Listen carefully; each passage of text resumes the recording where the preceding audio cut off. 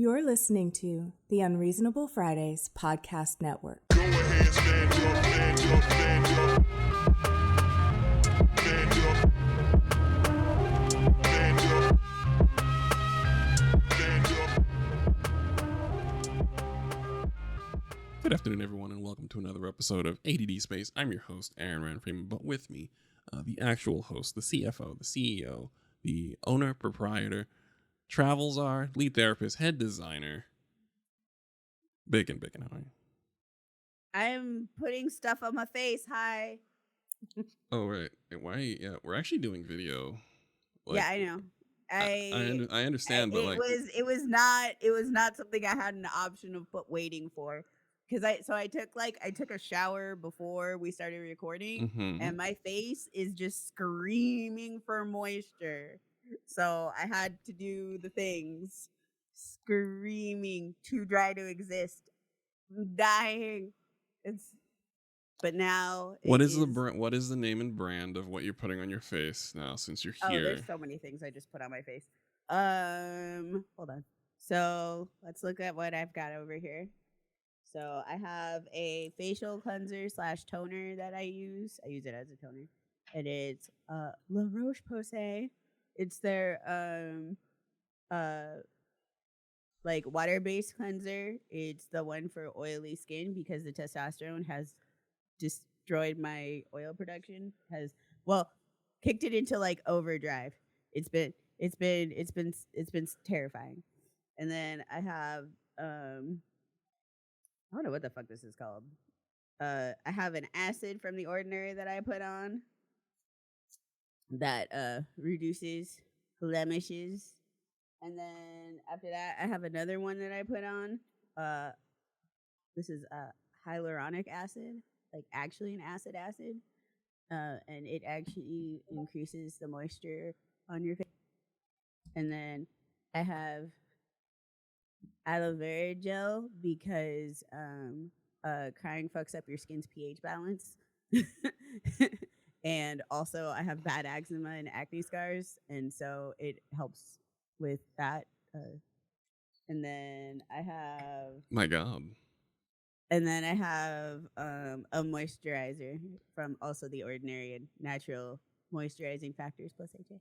All right, so that is a lot. Yeah. But your face is properly moisturized, and It is very moisturized. We like to have it is proof no longer screaming at me, because like it really was screaming at me. It's like because I have eczema, my skin is like super, super sensitive to like inflammation and like existing. So like when after I take a shower, like, and because I wash my face in the shower. So like after I take a shower, like my face is just like and I'm like, okay, I will put the stuff on it. And I couldn't wait. No. So, but it my face is literally like got a nice cooling sensation of like when your skin's dry and you put on lotion, it's got like that cooling sensation, right, as your skin sucks it up. My whole face is doing that. Well, we support proper skincare here. That's why we had to have the Bacon Skincare Corner, which we will have periodically as we go. But we also have with us Jailery. How are you? I'm just here, dry, arid, I'm no sorry, makeup. Just would you shadow of my former self? Would you would you like to take a moment and moisturize your own face on air? You're more than capable and have more than enough space to do. I unfortunately now live with my parents, and my mom is allergic to like all of the things, so I don't even have a skin routine anymore, because everything would kill my mom. So well, kill your mom how? Like, your mom just doesn't have to. She could just not rub faces with you and be good. Is it in the same room level of, like, in the same house level? Like, ooh, oh dear. Is she allergic to like, aloe? if you like, there's no hair, like no hair product, anything. I can only use like very natural oil and like cocoa butter, shea butter kind of stuff. Nothing with any fragrance, no fragrances at all, no sulfates at all, and like a myriad of other things. So it's just safer to just not have it in the house, just in Yeah, case. the level of research. What I've always been wanting is I've been wanting like a Chrome extension, right, where you can just put in all of like the ingredients that like all the things that you're allergic to or like somebody is allergic to, and it'll like also have in it like the stuff that that ingredient is in. So like, you know, if you put like you're like, I'm allergic to dairy, it'll be like it'll have like also like whey and casein. Like Yeah. it'll have like that labeled with it. So if you put in like coconut oil, it'll have like all the 150 billion different chemical names that like it coconut is in, and then like you can just go through the ingredient, you can like look up ingredient list and it'll be like highlight it for you. Yeah. And it's so That would frustrating be because like amazing. sometimes like you want to like give them like a gift or something. So my mom came back from Jamaica and she was really sad because like KFC in Jamaica is like amazing. And as much as she knew that KFC in Jamaica and KFC in America is different, she's like, I want KFC. But she on the list of things that she's allergic to, onions and radishes are on that list. So I wanted to find out if KFC uses onion powder in their chicken or their batter. So I looked on their website, but apparently no, they don't want to give you their special little spice list. Uh, and I ended up calling corporate, and they flat out told me like, we're not going to tell you. And I'm like, I'm not trying to steal your special little recipe for your drab, dry, disgusting chicken. I want to make sure that my mother doesn't expire. Can she eat your stupid chicken or not? And Right, I like I'm like, they I wouldn't just tell want it. me. No, I just want to know if we're gonna do a lawsuit or not, because this is how you get a lawsuit. Right, not telling me how how your chicken is made. Yeah, just is there onion powder or onion in your stupid chicken? Yeah, so I'm not trying Like, to. is it in the gravy? Like, just tell me, can my mom eat this? Yes or no? And I also wanted to know, I asked I for Mother's Day, like a couple of years ago, like actually not a couple of years, like 10 years ago, I wanted to give my mom chocolate for Mother's Day because that's what I usually give her. And I loved uh I'm bougie, so I got her like this very expensive hat box full of chocolates. Um and when I was shopping around to see what brand of chocolate I would do, I tried to contact Godiva and I was like, "Oh, what's in your chocolate? Like, does it have sulfite? Is this like okay for people with allergies?" And the person was like, if you have to ask, you probably just shouldn't buy it." Cause she's like, I have allergies too. Just like, don't risk it. Don't risk it for chocolate. Like, it's not worth it. I was like, you know what? I believe you.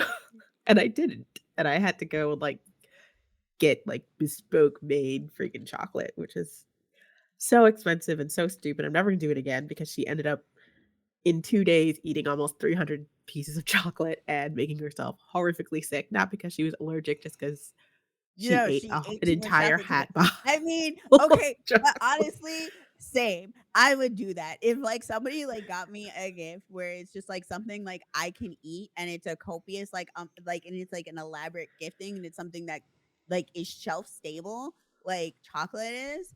I can't eat chocolate, but if it's like that and it's fucking delicious and I would absolutely just destroy it It and was make myself literally sick. packaged in a way so, like, hot boxes, they're big and they're deep, so there was many layers of chocolate, but each I layer was, like, individually wrapped, but, like, in half, so, like, conceptually, you, like, unwrap a little section of it and eat it, like, a little at a time is what was Yeah, supposed to I would fuck happen. that shit up so bad.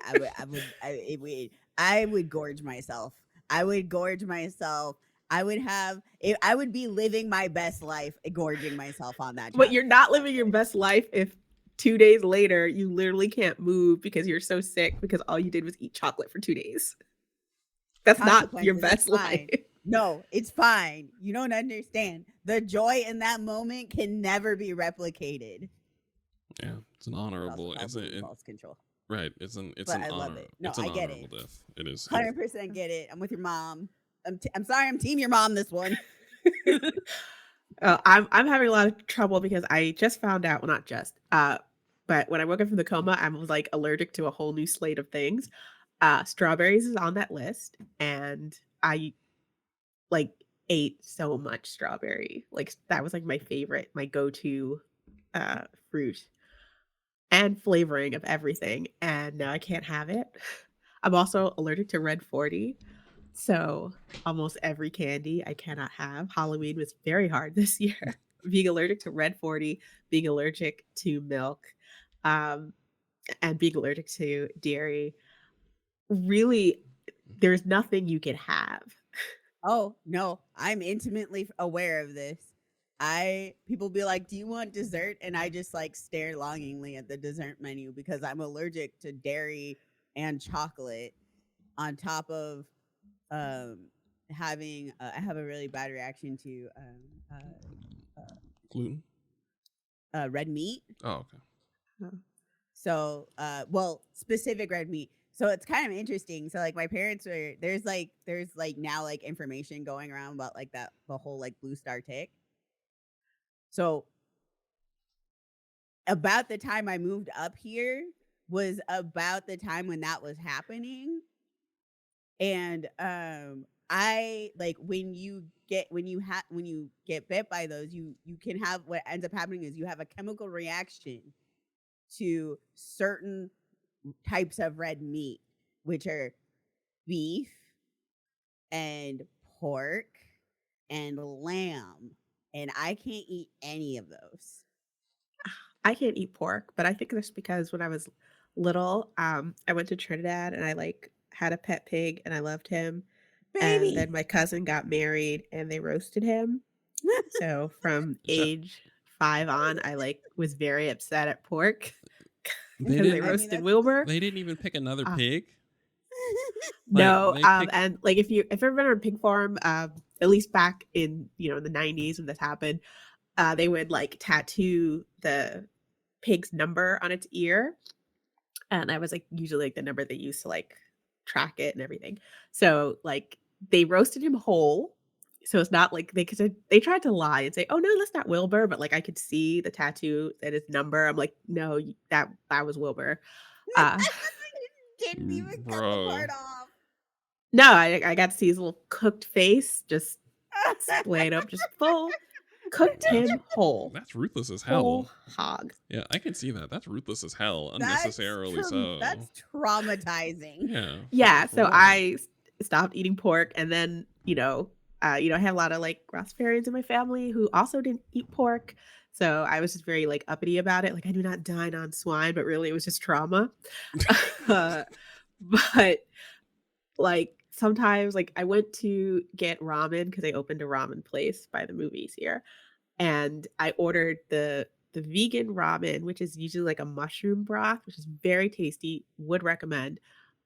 This time I was like, "Oh, this is cloudier than I remember," and I've still eaten it because I'm a moron. They used the Uh, wrong broth. they sure did. I was so instantly and violently ill. So I like will never touch like the sun has set. Like I can't have pork, which is fine. I'm not gonna lie.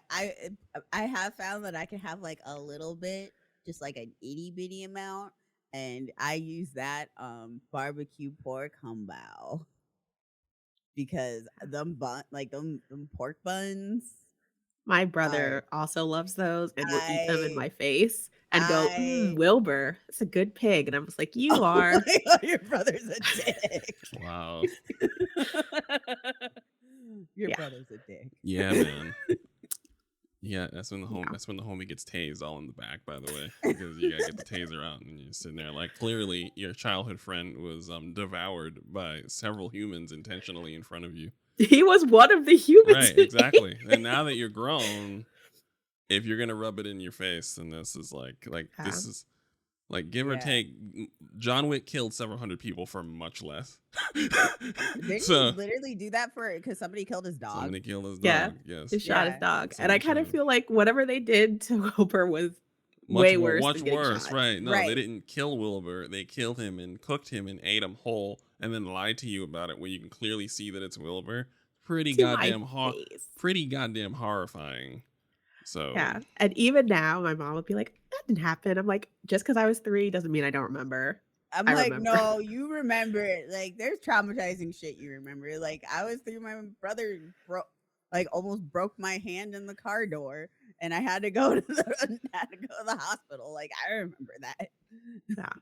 But I do feel Um, like that's a Caribbean rite of passage to have a beloved animal like eaten and consumed by your family members while somebody tells you to suck it up. It just makes us who we are.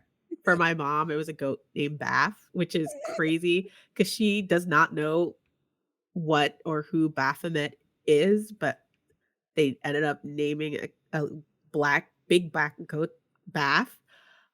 Um, that was then killed and served as Sunday night curry to her because they trained the goat that whenever somebody would bend over and he saw a butt, he would go and smack it. And my grandfather bent over and the goat just smacked him like right into like the mud. And by that afternoon, that goat was curry. so they trained a goat to slap asses. So then the goat slapped ass and was killed and eaten for it. Yep. Like, if not And the only reason why the goat was still alive is because it had like when it was born, it was like a reject goat. Because like it had like a leg deformity. So like, oh, nobody's gonna buy this goat. So they just gave it to the kids as a pet because like it wasn't gonna be useful.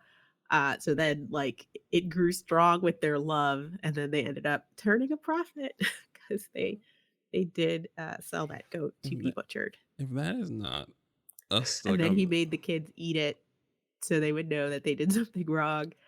If you ever want to know This why is I'm the way called- I am, So because this is called intergenerational trauma. yeah, This is called generational trauma right here. yeah, yeah. we're From gonna the Caribbean part of the diaspora. yeah, we're gonna need you to put the taser to your brother and start taking some of your life back. You can't do all of it, and there's no reason why you should try to, because we move forward here. But just understand that someone needs to get knocked down a flight of stairs. Just one select person needs to be knocked down a select flight of stairs one good time, and then you can continue your healing journey. And then you can continue. I don't know, like it feels weird because I feel like everybody who like ate Wilbur kind of like leveled up way past me in life, so maybe I should have just sucked it up and ate him. No. No, I don't know about that one, boss. No, because like my cousin who I have a very one-sided beef with because I had this is gonna age me quite a bit, but I had the Okay. preemie Cabbage Patch doll, which is very exclusive and very hard to get. But my mom was a manager at Toys R Us at the time, so she got me the doll. So I felt like I was hot shit because I had the preemie Cabbage Patch doll that smelled like baby powder. It was amazing, best doll ever. I And I actually took it remember with that. me to Trinidad. And when it was time to go, lo and behold, my Cabbage Patch came up missing. And it came up missing like right when we had to go to the airport. So they were like, we'll get you another one, which was a lie because there wasn't another one to give me. And then I had to go to the wedding of the girl who stole that doll when I was like 20. And she was like joking about it.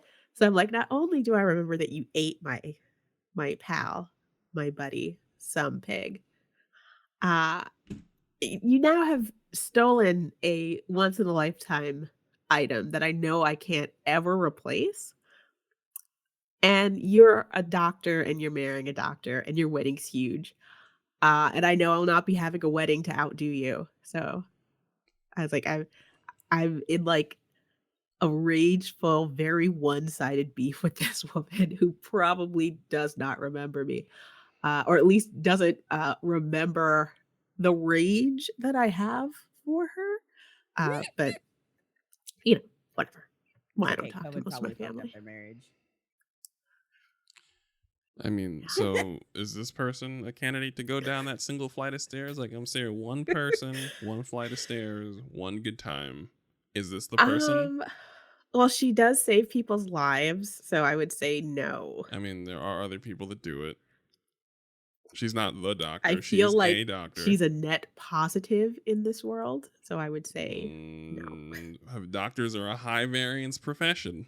So let's not throw her in the good, helpful person pile just on the principle of her profession. Just, Oh yeah, just I can confirm that one. yeah, doctors are high variance.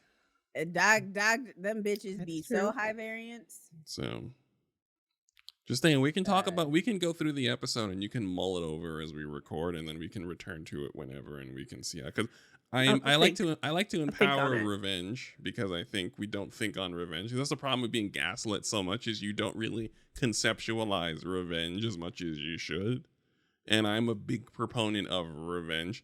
To think on it, to really make it something that you desire. You don't have to like run the person down during rush hour or anything, but just understand that if that person was hanging from a building by one hand, you're not helping them. And it's academic to the point where I would know that we're not helping that person, because I've spoken to you about it. We've discussed revenge, why you want it, who you want it on. And we go, I'm also, they go, help. And then you go, no. And then they go, you with the dreads, you help. And I'm like, I don't know about that. I don't make the rules to this gang shit, but you're shit out of luck. Sorry. And Oh. yeah, so I mean, that We type Want of, Revenge is my favorite Soul Glow song. yes. That's all. That's all I'm saying. I'm just pro revenge as a brand. But we do have a program here. We need to pick a topic and go. Someone go. Bacon, go. Jayla, go. Aaron, go. I actually have something to say.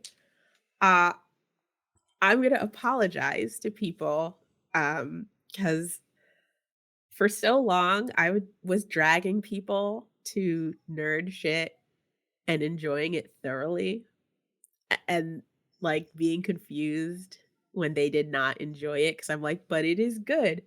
Um, I was finally on the other side of that because I took my teenage cousin to go see Five Nights at Freddy's. Something that I thought, by cultural osmosis, I would like get mostly. Um, I think it was my skibidi toilet moment because I'm like, what is this? I've sat through it and I'm shocked and confused by the enjoyment of those around me because what the hell was that? Yes. Yeah, we had a long conversation where I realized that your issues with the film stemmed from your lack of understanding of the core lore of the film, and I was like, "Oh," you were kind of like, "Oh," I was like, "Yeah," I was saying this movie exists to set the stage for other movies about the same thing, and you were kind of, I was like, "Comic book movies do this all the time," and you go, "Yeah, but I already know the lore of all the comic book movies that I see that do this all the time," and then all of a sudden you stop. And that's when I was like, oh, is this what it's like to go to the movies with me? Or when I'm like dragging people like, oh my god, you gotta like read this book or experience this piece of media or play this game. And I'm just like, oh, maybe Yeah. people weren't so into it. Especially like phase 1 and 2 MCU. I dragged a lot of people who like Yeah, did no. not know who any of those characters were. Nah, listen, bro. Listen, that shit was all Phase about one is bad. shit was all about the Avengers. And let me tell you, in the peak of those stories came from at the peak of the X-Men's powers. And ain't nobody checking. Nobody was checking for the Avengers when the X-Men Which were is why cooking. I was so excited because I was somebody who dropped off of X-Men with New Mutants because I was like, I think Maggot got introduced and I was like, you know what? No, not for me. This is stupid. I don't like this. Chris Claremont can eat my ass. I'm not reading this anymore. And that's when I dropped off of X-Men. Uh, so I started getting into, a lot of the other teams. Like I was reading like West Coast Adventures, like or like the Flyover States Avengers. Like I would read all of those. Like I'm the person who knows. Like nobody had to tell me what the Flag Smashers were, even though they didn't actually get to be represented. But that's a whole other rant. But like all the obscure shit of my childhood suddenly was on the big screen. Like, I was excited to see an Iron Man movie because, like, I actually really loved Iron Man. So it's really funny because like the phase one was not good at the time. However, it was the best superhero anything. Not just like out of comics, but like the one of the best superhero anything that had come out since fucking Mystery Men. And there's like, I'm sorry, Mystery Men is just I'm with you. I agree. I enjoyed mm, Mystery Men. perfect. One of my all-time favorite movies. But yeah, like there's just like it is the complete the slate is clean on superhero movies. We're starting fresh. This is zero. This is year zero now of super. Y- Everything before then led up to this moment. We are starting a new era. You know what's funny is it gave me the like phase one of the MCU gave me the freedom, the lateral freedom and the emotional stability to say things like I didn't like the Spider-Man. I didn't like the Sam Raimi Spider-Man movies with Tobey Maguire. I didn't like any Which of them. shocked me. I remember when you told me this, I I didn't was like floored. it. Like, I listen, was these are shocked listen. and I was appalled. loving the cafeteria pizza. I was loving pizza day until I went to an Italian restaurant and had an actual pizza from an actual chef, and I was like, oh, good. Now that I know, cafeteria pizza day sucks. I didn't like Chris Nolan's Batman. I didn't like any of these You know, movies. I agree with you, Chris Nolan Batman, I don't. which is I weird agree because with Chris I've Nolan Batman. people have given me shit because I was like, I feel like the Batman with Twilight guy is the first real Batman movie No, I agree. because he had Batman actually being a detective and solving like an Yes. actual like crime Yes. and a mystery. Right. And Not just with like it was just the first I felt like I was watching Batman. yes. And people are like, well, you didn't like the Nolan trilogy? I'm like, no, they're not. No. I mean, I don't think they're good Batman movies. Maybe they're good action movies. They're not good action Yeah, movies. Oh, they're they not are good not good action movies. either. There is Oh, okay. there is a 35-minute part of the second Chris Nolan Batman movie that's really good, and it's far and away the best part of all three movies. I would say that they're good fantasy dramas. Much like the Michael Bay Transformers movies, if it wasn't called Batman, it would have been fine. Like if this was just like Dark Knight, Gotham, Ninja Warrior, Avenger Volumes 1, 2, and 3, this would have been fine-ish. But because it's Batman, there is like there's a deep misunderstanding of Batman that Christopher Nolan, and he owns it. Like he says, like he's owned the fact that like he doesn't understand how Batman is a thing that doesn't stop. Like he doesn't understand that Batman is like mental illness. And if you don't think Batman is mental illness, then you're not going to be able to do proper Batman movies. I think No. I think that my favorite thing about like Green Arrow is Green Arrow is actually Batman. Yes, Green Arrow was hated definitely Green Arrow contextualized. show It definitely so was much. Batman. But you know what I loved? Legends of Tomorrow. Yes, Legends of Tomorrow was so good. That was the only show in that universe that I consistently watched. Even though it fell off, but I consistently watched The Flash. It was so good for a very long time. And I really enjoyed Supergirl, but then like the stuff with her sister got to be too much, and I was just like, I already had jumped off that train way before Supergirl was a thing. But I will say, but like, so back with phase one, it's like, but phase one was not good. It was just, it just became Starbucks. Like we have a bar. The bar is here. It's a very low bar, but the bar is here. They don't even age well. No. Like Well, at all. What I loved about Iron Man 2, I was like, I do does like anybody realize that they just made like an Ayn Rand book with superheroes? Like, Yes. the they did. politics of Iron Man 2 are problematic. Actually, It's just the so politics wild. of the Iron Man trilogy are problematic. Iron Man 3 is wild. Yeah. Like I used to There's a lot of no in that. I mean, I'm not going to ever defend the politics in the MCU because there's no they're reason. not great. Mm-mm. Well, and the thing is though, is that I don't I don't think But they're they supposed to. know, or at least I feel like that's not what I'm going for. But also, that's actually like a core problem. Like, not a core problem. It's a core narrative theme around the MCU is that the politics are bad. Like the politics are Yeah. bad is a central narrative theme to the MCU as a whole. Like I couldn't finish Falcon and Winter Soldier.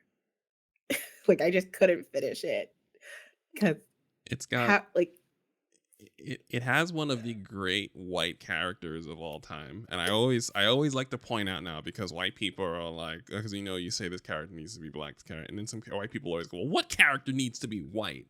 And I go, U.S. Agent John Yeah. Walker. That's one of the best written white 100% characters has to be of white. all time. If you want to know who your best white characters are, John Walker is 100% magnificent Absolutely. and would not hit the same if he was anything but a white dude. Nope. Yeah. And yeah, so but I hated that we finally got like Isaiah Washington on the big screen. And the narrative is just going, well, he's wrong. the narrative. Wait, what? Really? Wait, Like really? once Did you finish it? he looks at Sam in the face and says, what self-respecting black man would take up that mantle knowing what it really represents? And in the end, Sam Wilson is still Captain America, and the narrative wants you to believe that he made the absolute right choice. So basically, the black man who got tortured and had his life stolen by the United States was wrong and should have gotten over it, really, because America. I mean, that's more. I feel like that's more of an indictment on Sam Wilson and also Anthony Mackie, who is perfect to play Sam Wilson, also undermining the completely valid points of the first Captain America. Just as like, I feel like I realize my understanding of Anthony Mackie as Smarmy Monster, it really kind of melded together. I'm like, Anthony Mackie would tell the first Captain America, having a deep African American sit down with an elder, to fuck you, I'm just gonna keep being Captain America anyway. Like that's an Anthony Mackie thing. I believe the actor would do in that not situation. just that he said that, but like that man was wrong, and that like he pulled some like fucking I'm a new Negro kind of BS. Like he was new black. He said he was gonna essentially he's gonna take a swing at it, but I will say he did dive into the suit with vigor, having had that incredible chat. That would have changed the way I would have, like, I would have quit my job at Subway if I had that discussion with him. Like, I'm like, at any point in time, if I have this discussion where someone says, and a self-respecting black man will be making burgers for the white man at Subway, I'm like, you know what? You're right, uncle. You're right. I'm going to quit tomorrow. And I throw my apron at the manager and righteously end my employment. Any job. So I get you. And yes, that was problematic. He did fly into the suit immediately, like right after the conversation. But I feel like that was a limitation of the show itself. Like they just don't have long. Yeah, which makes sense because now we find out that they do not have showrunners for the shows, which shows real bad. Right. Yeah. The Disney Plus shows, like the level of like clarity in the writing between Loki season 1 and Loki season 2, especially when it comes to Sylvie, I thought was startling.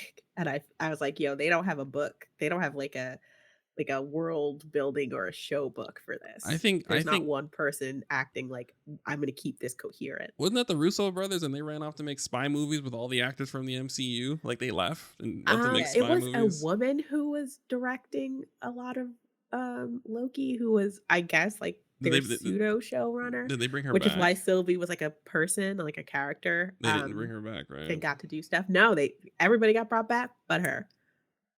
Oh. And it showed. Oh. I haven't watched Loki season 2, so I didn't know. I just have no interest. But that is I do like Loki, but I also don't like. The MCU has generally whoever has the big book took it with them wherever they are. Like there is somebody with a very large book in a trunk somewhere in like Cancun or somewhere, and that's kind of been the problem with the MCU, kind of across the board. They just kind of let people wing it, and it's Yeah, Sometimes it worked. I like the She-Hulk show, right. but that show also wasn't like that one was just there to take the piss and they were having fun. So yeah, Right. we had fun. Um Other ones, not so much. Once I saw once Sam Raimi said he didn't really read nothing before he did Multiverse of Madness, I was like, oh y'all Man, wildin'. that showed Oh y'all that what a wildin'. stinker. And I don't know if it was so I made the very poor choice of seeing Everything Everywhere All at Once and then seeing Yeah, Multiverse of that was a bad Madness. that was a bad Oh combination of chaos. no. Yeah, so like that is Yeah. my least favorite You can't. MCU viewing in the theater. You have to watch the garbage first and then the good stuff. I didn't know it was going to be Yeah, garbage. I didn't know. No. I had high hopes because I am one of the persons who admittedly likes the first two Spider-Man movies. Spider-Man 3, I think just was a abortion on film, but the first two, especially Spider-Man 2, that was like I wouldn't say that's like my favorite comic book to movie adaptation. That would be Ghost World, but it was high up there. Like that was, I was like, if you can make a movie better than this, like the world is gonna be okay. That's what I used to think. Um, but I really did not enjoy Multiverse of Madness. It wasn't an enjoyable film, but originally we were talking about Five Nights at Freddy's. That was the movie that had Yes, caught you. that That caught shocked you. and confused me in so many ways because I felt like, well, I saw it with the actual intended audience, a bunch of teenagers, um, who, and I admit I have played only the first Five Nights at Freddy's game, and I thought it was very boring because Game air I quotes. have ADHD. Let's be serious. Let's call a spade a spade. That was it. Game air quotes. There's a lot of lore Not for very little game. You are literally switching, you're clicking your mouse a couple of times. Like it's less game than like any quote unquote walking simulator. Right. Like for people who used to shit on games like Firewatch or The Reigns of Edith Finch, like shame on you because Five Nights at Freddy It's not a game. is It's not a game. yeah. Uh which is why I really didn't enjoy it. It wasn't for me. For me, it was, what am I supposed to be doing? Something has yelled at me. I don't like this. So I was never enriched in the apparent lore. Um, but not just not knowing the lore. Like there's like other real world meta stuff that they had. Like they had cameos where people went crazy, and I'm just like, Oh, they had Corey Kenshin, the original Five Nights at Freddy's streamer that made the game popular way back in the day. He yeah. was the So very first. I had no idea who that was. And that is the only reason why the teenagers that I went with wanted to see the movie because they apparently have crushes on him, which shocked me because I saw him and I'm like, that's just a guy. That is wait, so they went and saw a whole movie to just see one dude in a cameo? So they also thought that Markiplier was going to be in the movie. So they went to go see their like spooky game Dreamboat YouTubers. Fuck Um, Markiplier. Wow, Sorry. that's like the new age that's like the new age sneaking into the back of the video store. Like you're really burning a lot of resources for very little payback. For a lot of Yeah, so resources, my goodness. they were not pleased. Which also made me feel old because I was like, wait, I thought teenage girls loved the Hunger Games guy. Um, that I realized the last Hunger Games, didn't it come out in like 2009? Yeah, Hunger Like Games. they do not care about Hunger Games They guy. do not. I mean, Which was a shame because he was like, he didn't care. He was like bringing real movie acting to this ridiculous menagerie of puppet murder. I overheard a streamer talking about how Drake is old, but he still listens to him, and I was like, yeah, we have been yelling Oh. at Drake. We have been yelling at Drake for 15 odd years, haven't we? Yeah. I've been yelling at the him. man is insufferable. He is insufferable, but he's been Just insufferable the for worst. over a decade. Like it's now Yeah, the point no. where he's old now to a Oh no, subset The of worst kids. part. The worst part is it's been more than 15 years because he was on Degrassi and we were all yelling at him on Degrassi. Oh, I didn't know who the fuck he was. I knew there were people yelling. Yeah, no. Drake was He was a problematic for child quite some time. actor for a Canadian show called Degrassi. I remember And this. when I tell you that Drake never left that role, because Especially with the girls he's interested in. especially with the girls that he's interested in it, because the way he acts now is the way his character was written in that show. Gross. But yes, please continue. Yes, because I'm like, oh, you are insufferable on screen and off the screen, even as an adult. Yes, you always have to run it by the teenagers who they like. Because it changes because time passes, you see. And you will not know who the romantic affection of teenagers is pointed at. You won't know unless you ask, because it's So something. I was actually kind of happy because I was like, you know what? Yay for Corey Kenshin being a heartthrob to these teenage girls, and he's attainable. I feel like maybe teenage boys now feel like attractiveness is attainable. Like he doesn't look like a K-pop guy with like a perfect chiseled face and like crazy abs. He's just a guy. Yeah, so there's the idol crush. There's like crush level. So there's an idol crush, which you're like, this is not obtainable, but I love them forever. And then there's the celebrity crush who's like actually like, Yeah. I mean, a this person. particular teenager also wanted to watch Barry with me because she has a crush on Barry. So I'm like, I don't know if I can trust that she is the voice of all teenage girls.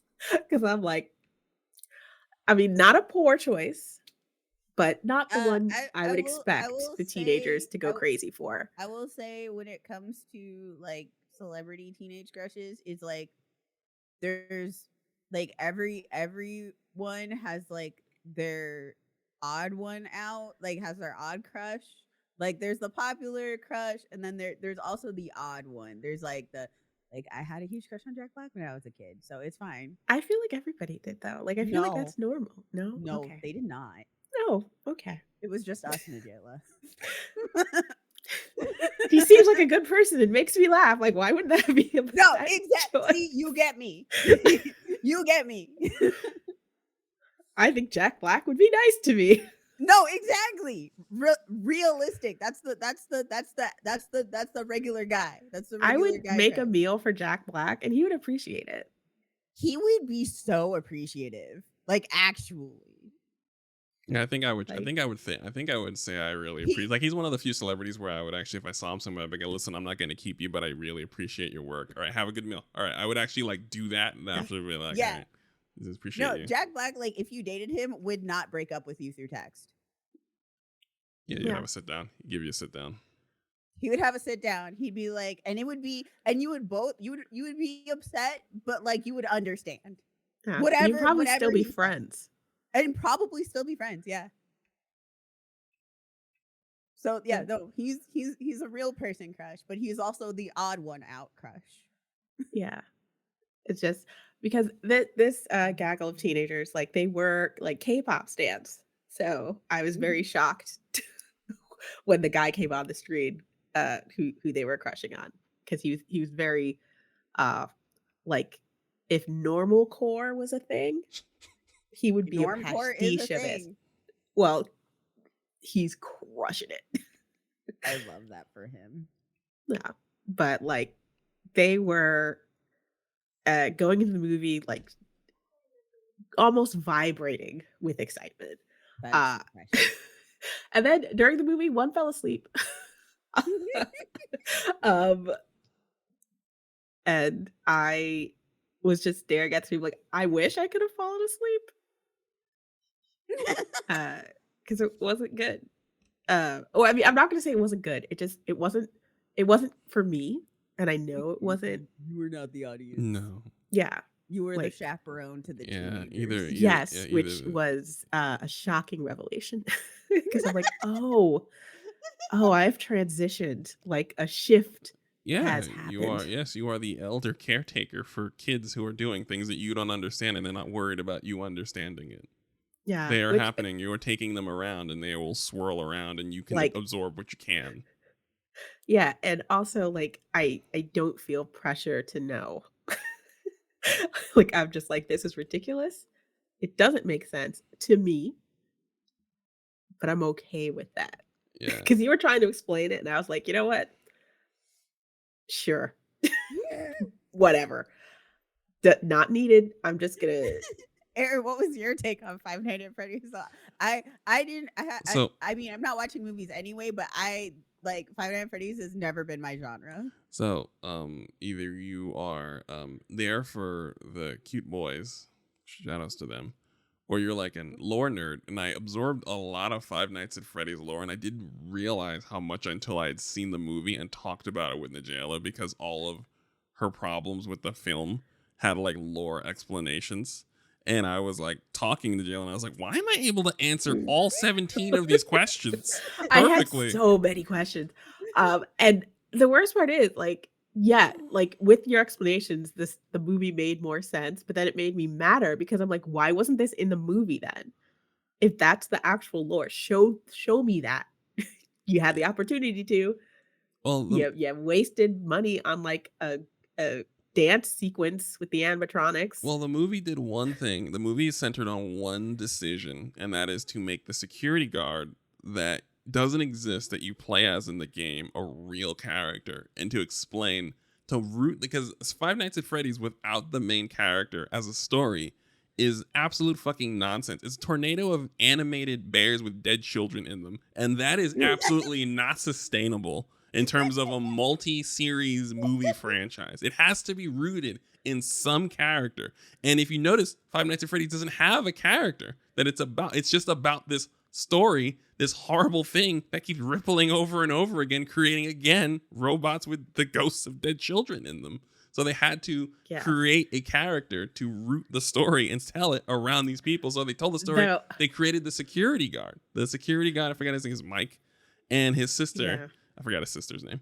And so they centered the story around those two, and and their ability to, I think Mike has like the whole Shining. Like one or both of them have the Shining outright and are able to talk to and spot ghosts through various methods. Yeah, you see that I didn't even question. I'm like, he's doing this lucid dreaming and he could talk to ghosts, his cell sticker, whatever. I could accept.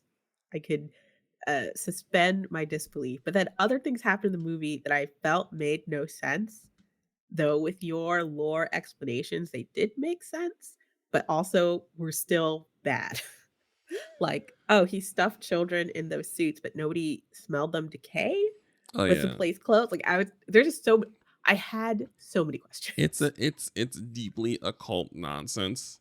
You're not wrong, but it's Yeah, also because deeply I would have never known that like there was straight up necromancy at there afoot. is like at the core of this, there is like somewhere a few miles west of Sephiroth is in the center of this problem. You know what I mean? Like it's just like Sephiroth with one angel wing and a long sword looking at the army of fucking animatronic bears with dead children in them. Like we're a few feet away from that. Whenever this movie series concludes, the end of the story that they would tell would be so off center. That's why they had to spend so much time establishing that there's a security guard is a dude and he's got a sister and they've got the Shining. Because if they take it any farther towards the center of why this is happening without those characters, it's absolute fucking fever dream batshit madness.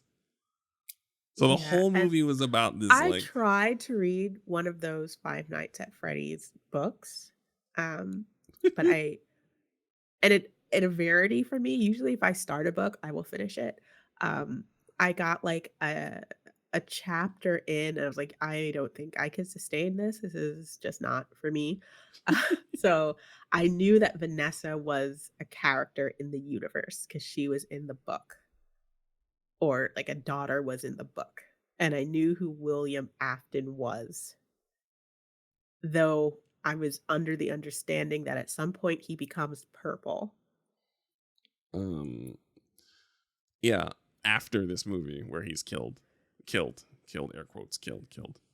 But he's Yeah. purple So, after his should we death. do like spoilers? Because I mean, I feel Well, like it so wasn't spoilers, the thing is, it's but so rich in its own lore that it's like I mean, I'm gonna make a note for a spoiler. I'm I gonna make a I note. think I'm gonna just say I think with the nature of this movie and the content that it's based off of, it's safe. It okay.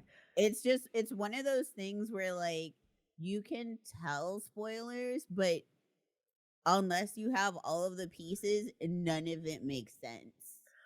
Yeah. Because at one point at the end, Matthew Lillard, um, who is William Afton, who I saw the movie for and was also disappointed because he's barely in it. Um, he's like, I always come back. And I was like, do you? That hasn't been established. Oh, I think William Afton is unhinged, and it comes true. So originally his character and what William Afton does is unhinged. He is unhinged, but he's also Yeah. right. And And that is the worst thing about him, is that he seems to be, whether like, it's kind of a thing where someone says they're the devil, acts like the devil, and then turns out that they're right before they knew it. And that's his character. So we are not done with him.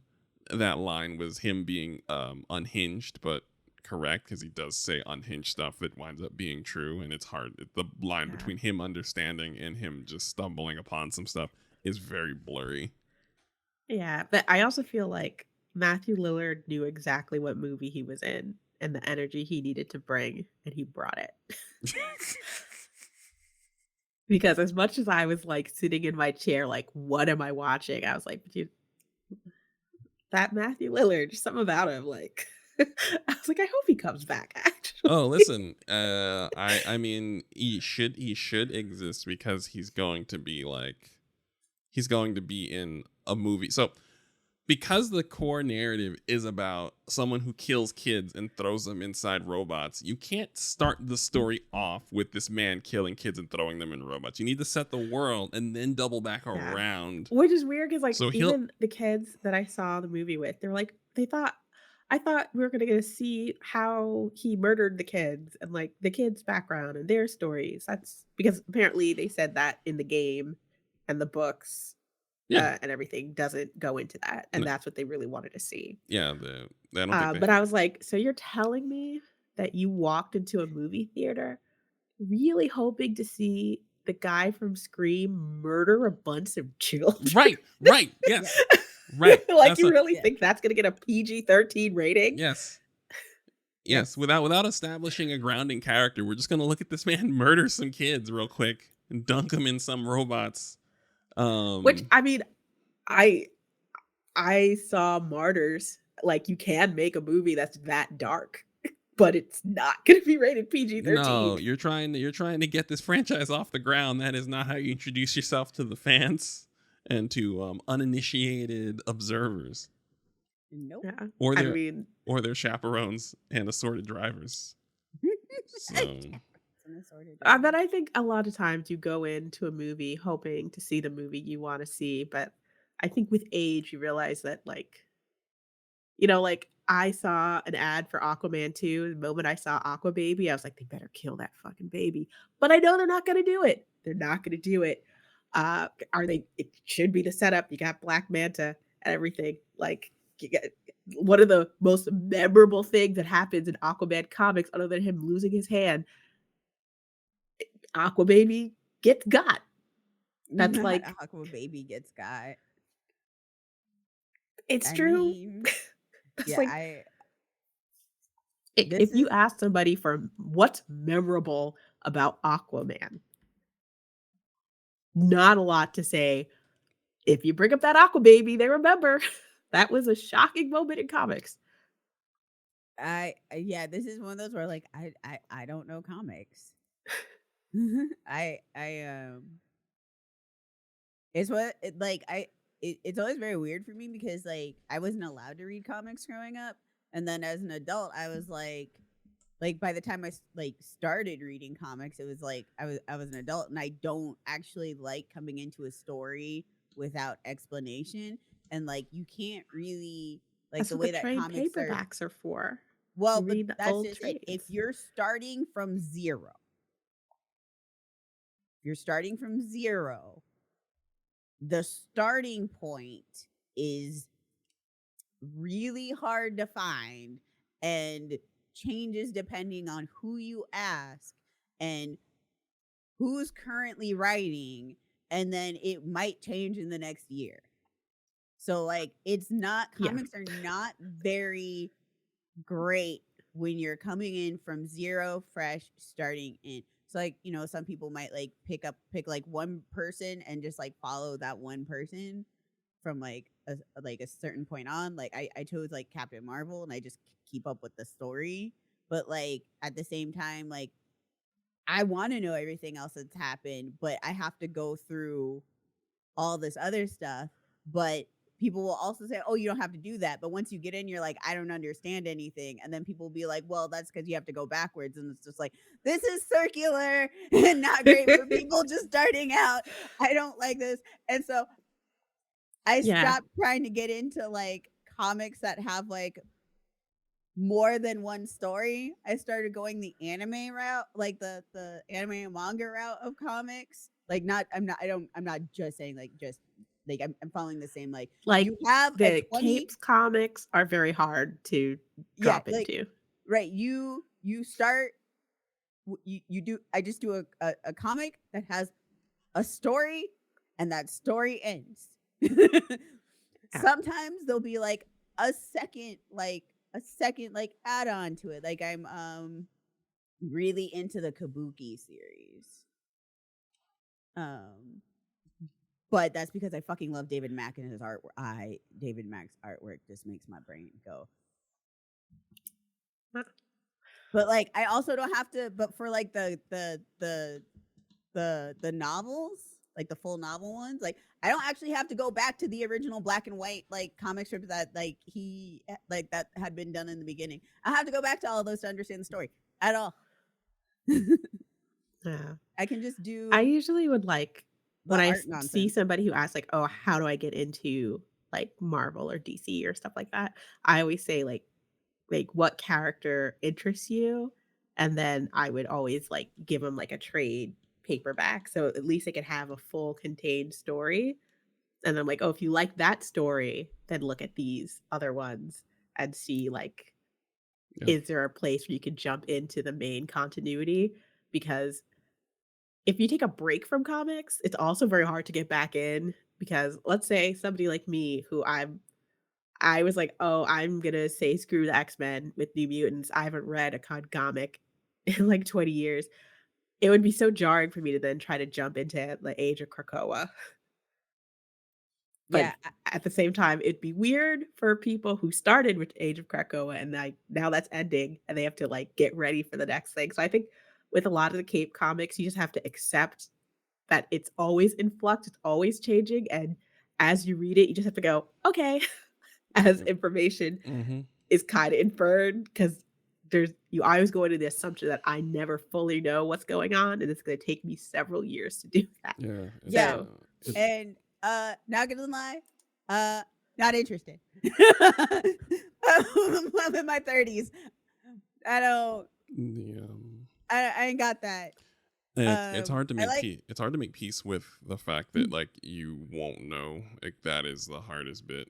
Because I'm a one character person that then extends into like somewhere between 4 and 5, and then I just simply don't ignore chunks of the roster, and that's hard. Like I realize in talking to people that bit is difficult to just be like, Batman's here, what is Batman doing? Oh, read these issues. Hard pass, thank you, please. I'm here for Nuvia. So settle down. I don't know, no. I don't care why Batman has no face. That's not my business. Shame. He should get that looked at. But that kind of attitude is not is no, I'm a person who needs like I don't when I mean narrative continuity, I mean like within the same story. right. yeah.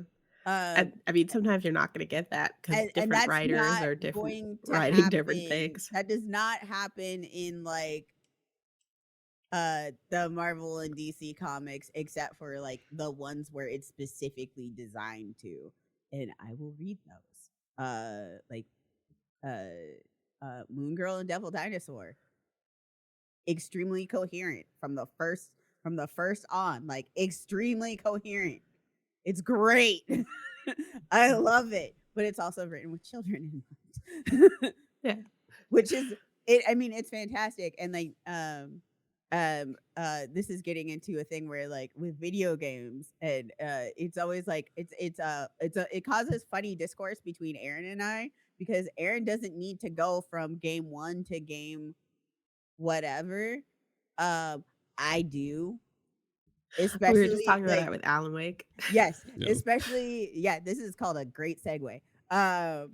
Especially I will say, like, for somebody who played the original Alan Wake on the Xbox 360 and then was like, "That's great. I really want another one," and hasn't like I didn't play Control. I didn't play like the other Remedy games. Trying to come back to Alan Wake 2 without having refreshed myself in the Alan Wake, oeuvre for so long, I have no idea what's going on. There's nothing. There is no need. Because Everything. here's the thing, I never played the DLC for Alan Wake, and I didn't remember the ending of Alan Wake. Which one? Because one ending. Because so the ending to the DLC actually kind of ended what would appear to be like that closed loop of a story, and then they kind of undid it to open it up so that they could go into Alan Wake 2. So the canon ending is the first end Alan Wake, and the second American Nightmare just frames the existence of a certain story facet, but doesn't end. Okay, or so wrap I up any never played story. American Nightmare. Yeah. Only played the original Alan Wake. And also, I realized I did not get Alan Wake as much as I thought I did, because uh, I I went to my friends and I got to play a little bit of Alan Wake 2, and I was like, "What's happening?" Like it's good and it's very enjoyable, but I was Alan, very confused. it's not. I was telling Bacon before the show is that Alan Wake 2 exists by itself and elevates the existence of Alan Wake 1 and Control. You could actually go Alan Wake 1, Alan Wake 2, Alan Wake 1, and then Control in that order, unless you just want a different experience. Even though they're all 3 different genres. Those are the 3 games that you need, but you can start with Alan Wake 2. It really does, and that's one of the few games where it's like, I understand you play games in sequence and it's hard not to, but the sequences, you can still play them in sequences. The sequence is different. Oh, I understand. There are other games that I have played where you can play them not in the order that they released. This is one of the series I want to play in the order it was released. Alan Wake got a remaster. You mentioned something about rolling back graphics. Alan Wake got a proper remaster like Yes, 2-3 years but ago. that remaster does not equal Alan Wake 2 graphics. Well, And I'm playing on PC. There's a noticeable difference. I mean, yeah. I don't So, like, it was one of the necessarily things I need to mentioned, play better we- graphics. we were talking about it like earlier in the show. I'm not a person who has issues playing games with lower graphics, but when you're going from like the really good one, like the newest one with the most updated with the new tech, to right after the older one, So and you're going like, and then when I mean back to back, I mean like immediately, like the way I played the Mass Effect trilogy series. Like I started the next one literally the next day. so you wouldn't play. So you wouldn't play Mass Effect 3 than Mass Effect 1. No. That's wild. I thought I cared about game graphics a bunch. That's wild. Well, I can do it when it's not in the same setting. I went from when I was playing the Mass Effect trilogy, I went 1, and then I would literally started making the character for the next game like an hour later, and started streaming the second game because I spent too long in character creation to stream that. Spent it like literally the next day. So like going from like 1 to 2 to 3 to Andromeda is fine. but going from Andromeda to 1, like within an hour of each other, is very jarring. I don't know. I feel like I could play. I could always go down and play the original Crackdown. Even like I prefer playing the original Crackdown to Crackdown 3, even But though I the don't think graphics are. I don't think the graphics are that different from Crackdown 3 to the leap Crackdown between 1. Alan Wake 1 and 2 is substantial. Like I'll Right. definitely it is a Like substantial. Because um Alan Wake the was a kind of like a good looking game of its time, and then Alan Wake it 2 was is Oh, it is was probably the best breathtaking looking. when it came out. It was but Alan Wake 2 is probably one of the best looking games we'll see for the next few years. It'll age better as our PCs age, for example, and you can just start turning settings up higher as you go. So yeah, I get it. Yeah. It's a bit of a technical masterpiece. So I see what Bacon is saying. Yeah, and like if it's one of those things where if they were like 3 weeks to a month apart, it would probably be fine. I'm not doing that though. I'm gonna be going from like game Uh, 1. I'm gonna be going from Alan Wake 1 to Control to Alan Wake 2 in like a whole thing. Like I'm planning like 2 months I of mean, just Alan Wake. yeah, Alan Wake 1 is powerfully annoying by itself. Yes, and I am going into Alan Wake 1 with the mindset of get it done. Yeah, that's what I mean. Is I feel like it's a disservice to the first game. It'll be fine. The first game is actually much better having played the second game if you've never played it. And that's the thing. For the record, if you are listening to this, and you do not have the same hangups Bacon has, you should play the second one, then play the first one. Don't play the first one. And like, Yeah, don't play games like I do just because I say it. Like I always tell people, like I have the brain tics. I have the neurospices. This is what my neurospicy is dictating me to do. I have to obey it. There's nothing I can do about it. because I have a friend who just decided to read the wiki for Alan Wake. with the explanation and watched a YouTube video that talked about Alan Wake 1, and then he played Alan Wake 2 because he's like, I don't remember. He's No, like, I'm that's sure I super played valid. it. I don't remember. I So tell people to do that all the fucking time. I'm like, if you're that kind of person, absolutely. Like think one of the homies in the Discord, like even like that's what they're doing. And it's great. And there's some games too where are also just 100% just self-contained games with no tie or whatever to like the first one, with the exception of like here's like an Easter egg. But and you know like Bravely Default 2 is like you don't need to play Bravely Default 1 at all. And I mean that actually, like they're completely two separate stories, entirely different characters. There's just some Easter eggs about one in the second one that you can pick up and be like, oh, I feel like, you know, like this is above board information. Like I'm making some connection, but like 100% unneeded. Like, and it's still, and like if you find the Easter egg and don't have like the reference for it, it's still, that Easter egg still gives you information about the second game that you didn't have before, that will make your brain like go like do the thinkings. So like it's not like the neurospicy is not that bad. Not at all. But oh no, you're fine. Like I it said, is play. narratively, like it is one of those like, okay, I have to do. And then there are some games though where like they're like, okay, the third one is actually the first one because we're just gonna go narratively all over the place. Prince of Persia, I'm looking at you. Winch. hmm. Oh, you're talking about the sand. You're talking about those Sands of Time games, those 3D games. All of them. Okay, I only remember the third one because because he was so angsty of the time, like he was a product of the time. Remember the Dark Prince in the third one? Yes, I do actually. Yeah. Whoa. So because of like games like that one, can play them in. I like playing those ones in narrative order because also the graphics between them isn't that big of a deal. Yeah, I feel you. But also like playing them in the actual narrative order makes more sense than in chronological order. It's like if you're watching the Alien and Predator movies all together in narrative order.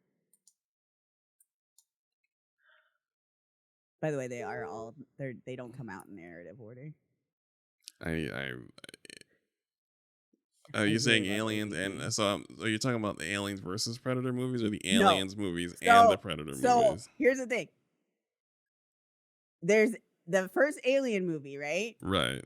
So, but the second and the third Alien movie are not directed and written by the same person, but they continue the universe. Yes. So, but that universe connects to Predator.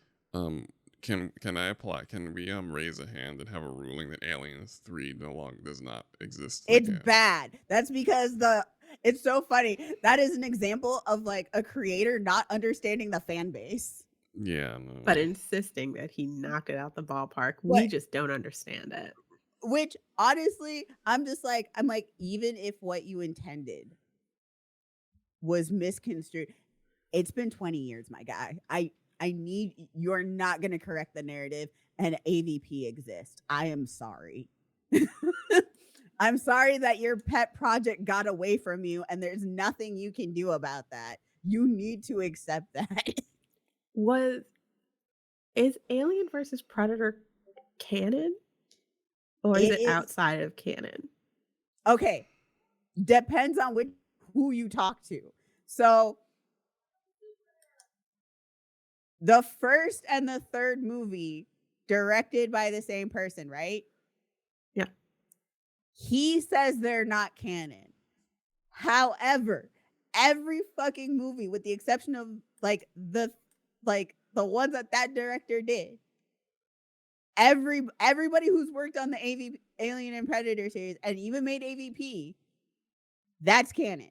They believe that that's canon.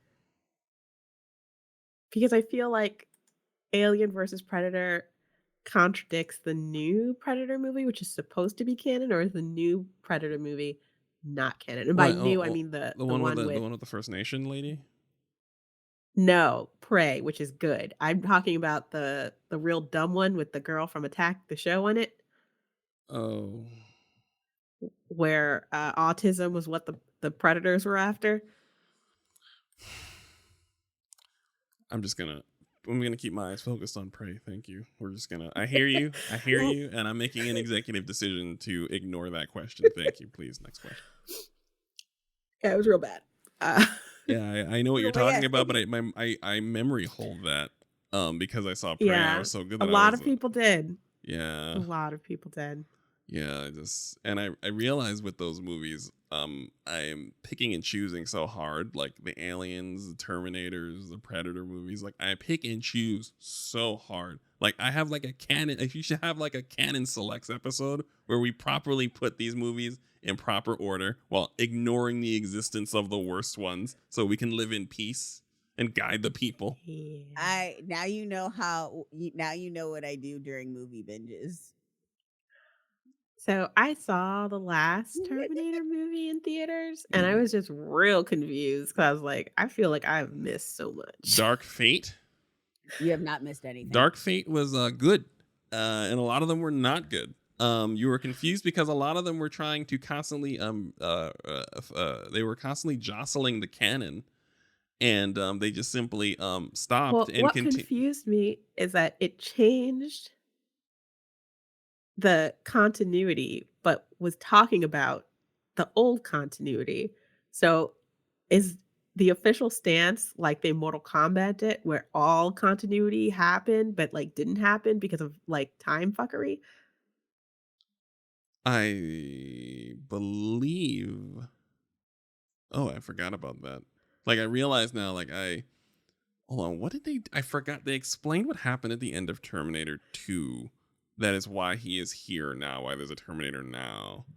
But I forgot because I was just so pleased that the movie was decent that I was like, "Fuck it," and I was drunk at the time, and I realized that's like I was just drunk. Yeah, on like a it good was a Terminator. good popcorn flick. Like Right, it's I not was. going to change your world or anything, but Well, none like, of to be that's like the Terminator. Like I mean, we like them, but they're all like it's just that they're not bad. They're not like laughably bad. That term Dark Fate was not laughably annoyingly bad. But yeah.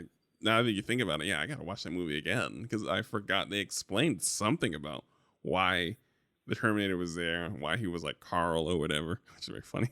And yeah, they explained it, but I forgot what they did because I was too drunk at the time on a decent Terminator movie. I was raised on RoboCop and Terminator, so Yeah. the idea of a Good stuff. the idea of a decent RoboCop is not a thing.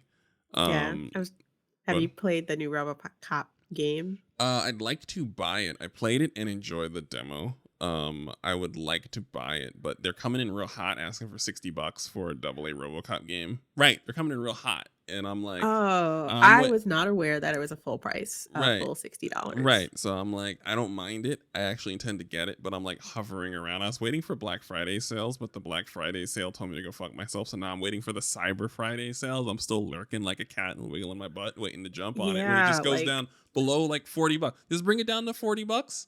$50 maybe, and I'm in, because it's actually very. That kind of seems like I miss when there used to be a lot of like, not every title had to be AAA. Oh no, So you could get a good like $35-$40 game. I and don't- have fun with it. RoboCop is an outlier because the Terminator game wasn't this. The Terminator game was $50. Like the same people who made that last Terminator game, the openish world one that was good, they made RoboCop. That game was $50 when it came out and went down in price very quickly. For some reason, RoboCop is just an $60 full stop.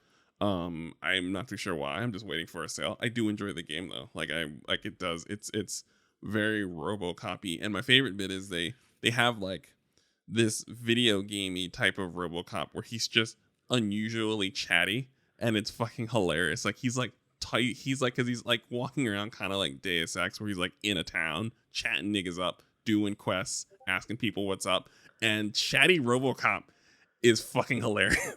Like I fully recommend that anyone. I saw that somebody playing the demo on YouTube, and they just had like a thing where it's like you have to listen to people complaints, and it tickled me greatly to think that they'd make RoboCop do that. Bro, my favorite bit is they treat RoboCop the way New York treats Spider-Man.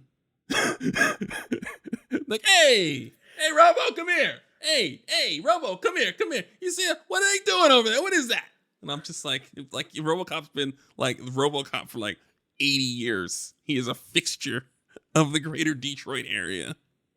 And I just really kind of get a kick out of that. It's nothing like RoboCop in the movies, either one, because he was a man of little words. But there are 3 RoboCop movies, sir.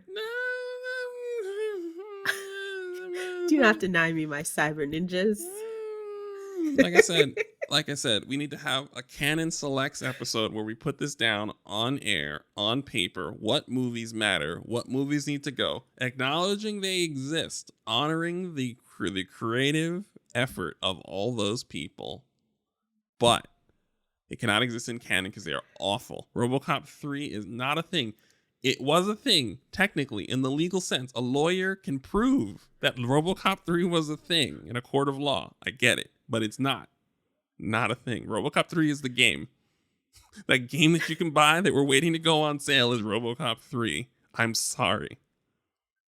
Alien Isolation is Aliens 3. I'm sorry. Again, we need to do a canon select. The game Alien Isolation is Aliens 3. I'm sorry.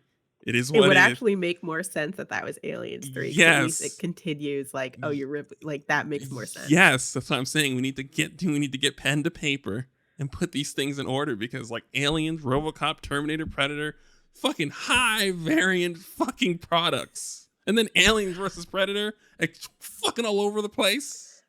I'm not gonna lie, I thought the first Alien versus Predator movie was great, but not because it was like a good movie. It was just a highly watchable movie. Yes. If you think that on the Alien or on the Predator world, like this is a rom-com.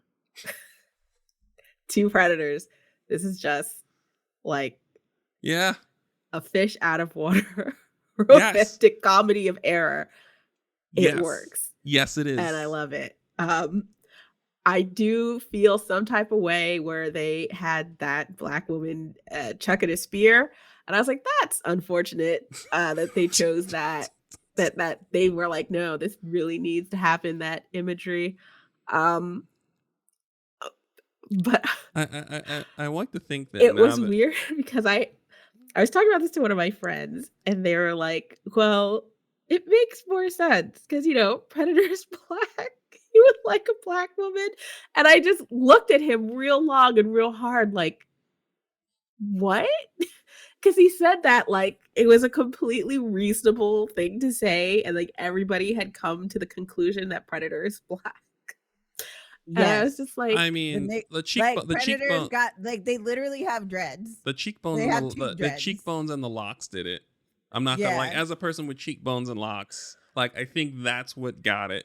Like, the Predators are not space niggas. Like, what are you talking I don't know what to tell you, don't know but about that. Like, I don't know what to tell you. They're pretty coded as space niggas. Yeah, No, they're not. I mean, they got some First Nation No, sauce no, in no. there, like I'm on the top, telling like you, they're the space way niggas. that white people look at black people equals predator. Yeah, I'm sorry to tell you, like they got some. I don't know what to tell you. Like a warlike race that has a sport of hunting and hunting people, Yeah. and they have locks and high cheekbones. Najela, please Also, tell me also that tall, is not a white representation of a nigga. tall, lanky, long arms, long legs, naturally athletic.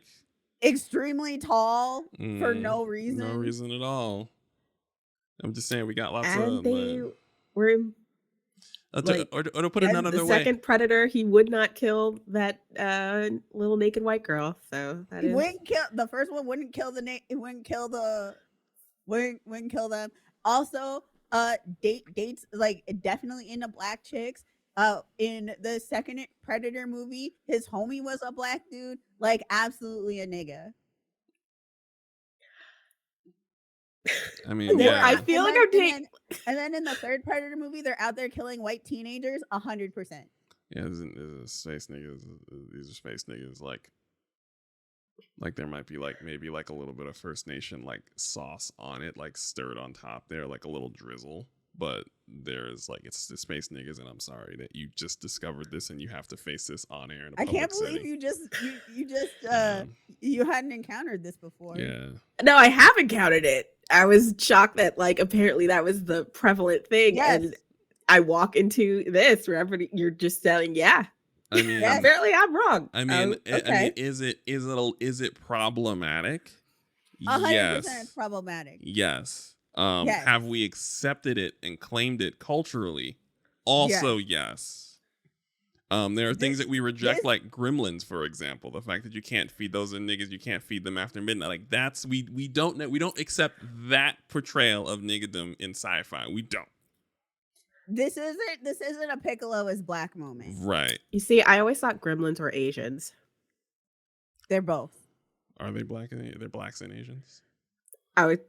Ooh, Okay. Ooh, I love the racism double dip. That's so nice. The racism double dip. That's so nice. It was one of those things where you can tell that the white people went, fuck, we leaned in on black people too hard.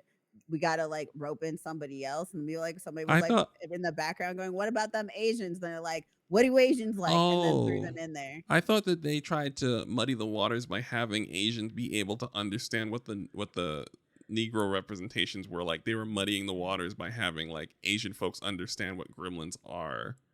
I mean, they could do that too. Like I thought that's what they were. I thought that's what they were doing. Oh no, listen, I'm just saying, there's racist. We don't accept that. Because I always don't thought like they were like racist, racially coded Asian because like they're little. If you feed them at the wrong time, then they multiply. Then they're all over the place. That kind of sounds like certain people's uncles on Thanksgiving. I mean, that sounds like when they bring up. Yeah, I mean, that's a cross cultural racism. Yeah, they also think the same thing about black folks. In fact, white people. That's why they really love fried chicken. Yeah. In fact, I think white people think that about all the races that aren't white. Now that we really get down to brass tacks, actually. Yeah, because Asians also really love fried chicken, but like. I feel like that's true. I mean, but we're very good at it. We do. Fried chicken's good though. No, like black folks introduced fried chicken to Asians, and then Asians took off with it and went, "Wait, no, y'all are right." Yeah. Because black folks would be like, "Well, we're over here and we need fried chicken," and then the Asians went, "Wait a second." And and yes, this is like two different bases. I'm talking about Japan and Korea. Because like China has also like their distinct way of making fried chicken, which is so good. But like Korean fried chicken No, is I fuck with Korean fried chicken. so, So like so good. so where I live, there's like no good fried chicken except for like where the niggers are, which is not anywhere on the side of town that I'm at. Like all of the nigger restaurants are not on my side. They're very far, and I've got chronic fatigue syndrome. My ass ain't going nowhere, and none of them deliver out here. So I'm just like Really? surrounded by Aren't you in like the land where DoorDash was like born? How could they them have delivery distances. that And sucks? Seattle is much bigger than people think it is.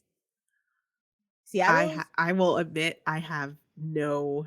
people think Seattle is like Seattle is fucking huge. It Oh, so is it's like me thinking, you're in Manhattan and ordering from Brooklyn and still get yes. there. Okay.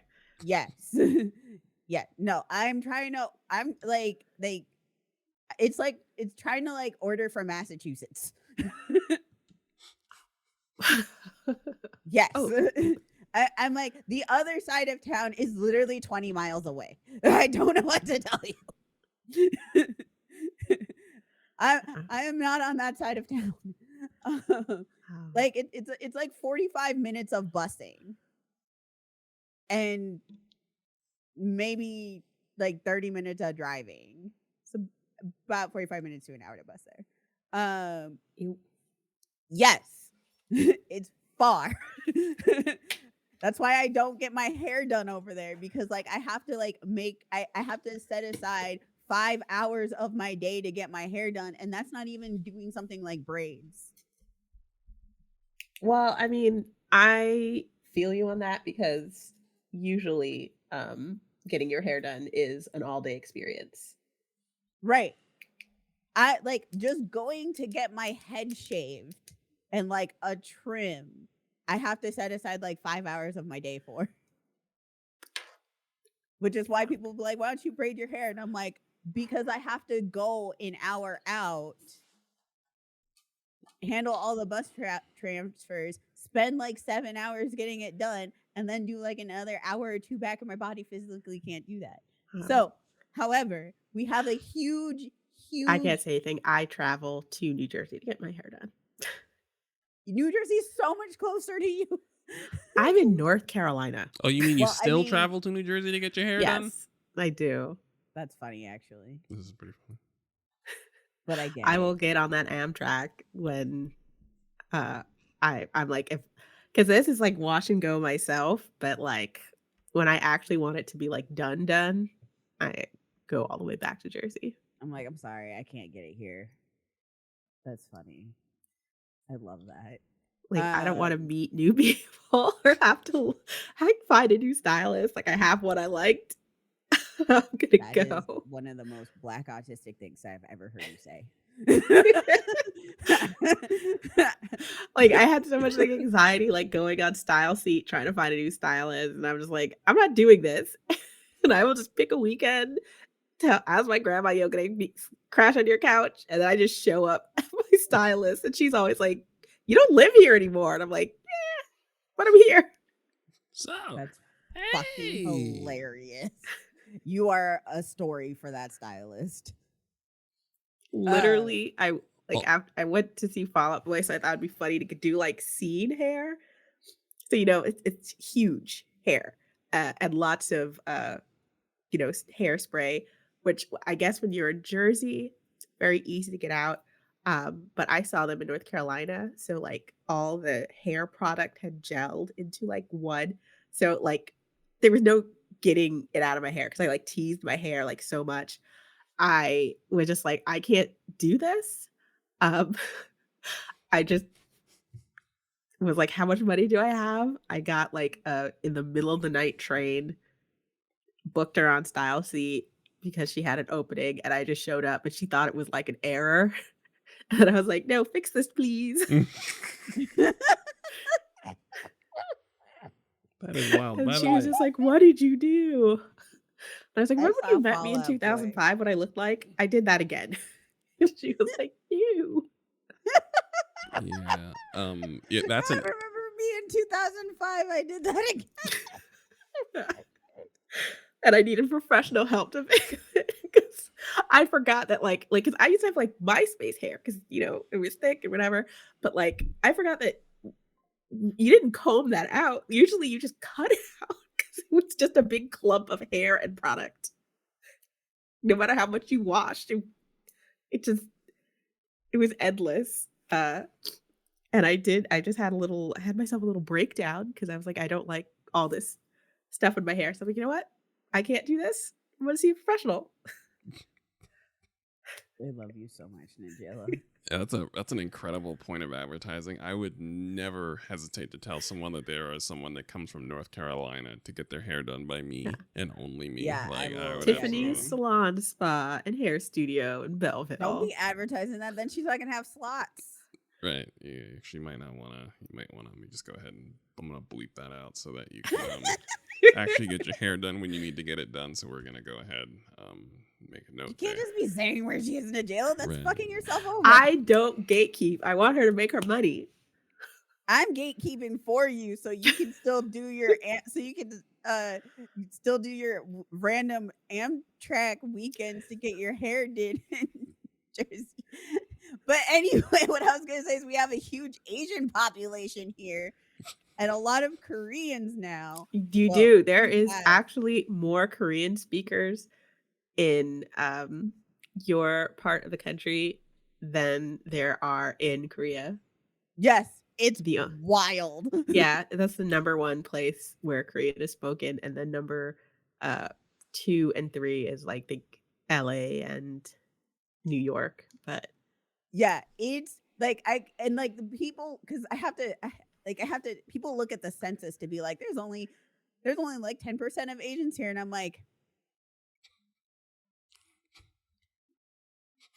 it's a I lot. need you to understand that I live here. Just put And that. I also need you to understand that these people doing the censuses are not hitting up every neighborhood. Do you want to know why my building got hit up? Because my census person wasn't white. Yep. And harassed me for literally 3 months.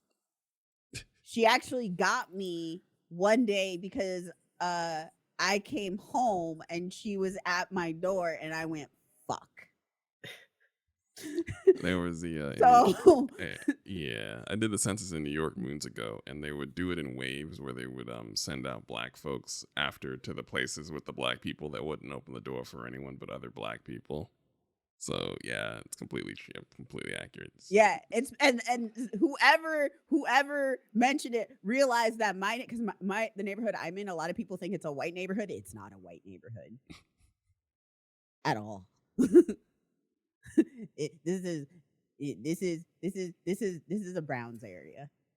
I feel like I had to convince my parents to take the census. Right. No. They were So just like, no, that's how they get you. And I'm like, okay, who's they? no, exactly. But that why won't exactly. you fill this out?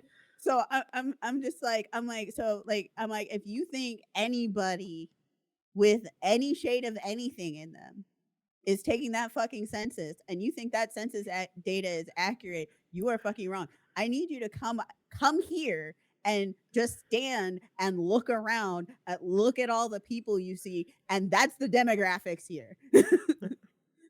Like it's not as white as people think it is. It is very not. But we've got so many fucking Asians, and I tell you, there are like a bazillion Korean fried chicken places, and they are saving my goddamn life. It's amazing. Like I'm happy they aren't by me because that's all I eat. No, it's not good for you. One of the places I used to get food for, like I would like it was like a treat because it's like it's in like the Capitol Hill Beacon Hill area, which is not near me. So like I'd be down there and I'd be like, ooh, I can like get food. I can get it over here. They opened up a location. Not like they opened a location within delivery distance of me, and I went Dangerous. I'm here. I love it here. So my ass they're also like I can order from them from DoorDash and it's under $30 with tip. So that's rare now. That's real rare. Exactly. So I'm just like, let me get some chicken strips and some fried tofu and uh some tater tots, and we're good. I know I Oh, and just they're said that gluten I go to and they're New gluten Jersey to get free. my hair done, but I'm seriously considering that I need to phase out food delivery because it's too expensive. Like, Okay, it's but just not. hair is a different issue. Like hair is a very important thing.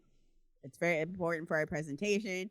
And like when somebody fucks up your hair, it ruins everything for a very long period of time. So I feel like like hair is like one of the things that, especially as a Black person, you just fucking invest in. Yeah. Also, I have, like, weird hair. Like, there's just so many textures of hair on my head, Yeah, and anybody you're trying to, like, get it uniform is just you're gonna you're fight a losing game. listen, biracial folks have fucking messed up hair.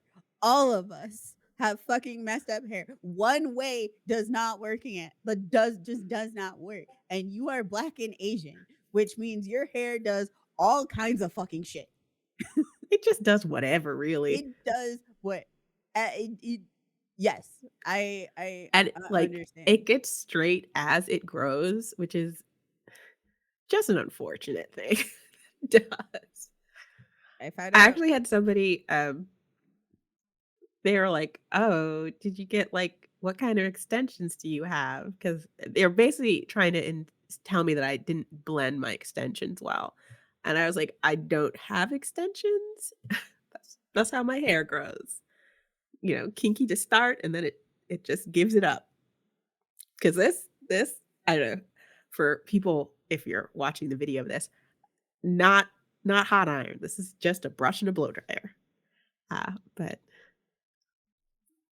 here, well, like, not the front. The front is, like, way straighter, but, like, the middle of my hair is, like, wavy, and some of it's curly, but, like, this front layer here, not, like, the front, but, like, maybe right in the back, like, is just straight.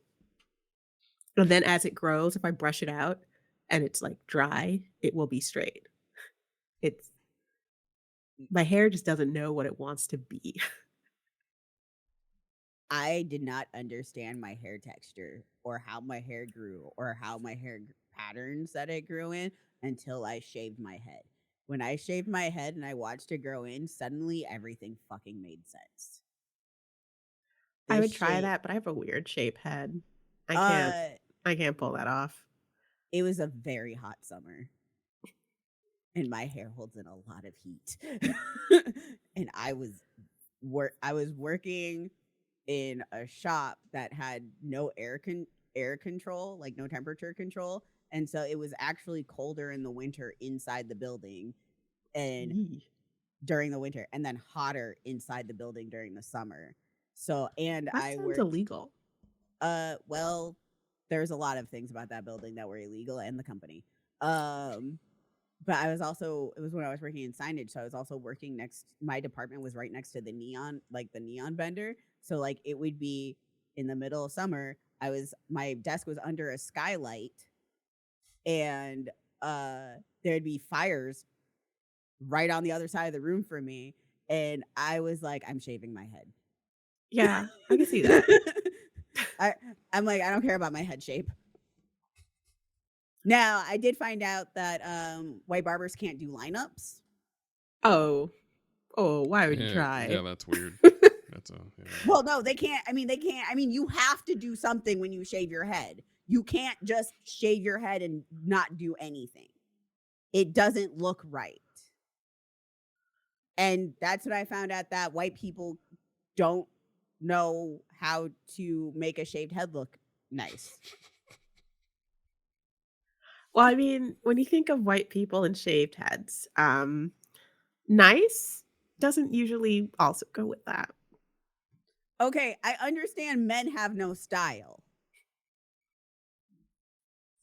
But what I'm saying is that a person who professionally cuts hair for a living cannot make a shaved head look okay.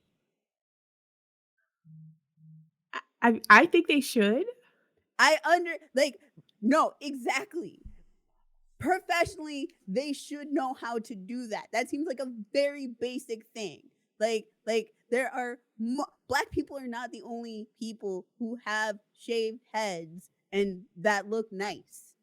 I mean, yeah, but like I'm when I think of like I need to get like a lineup, I would not honey, think I'm to go to a talking white basics. barber. I'm talking basics. I'm talking some of these bitches don't know how to do a fade.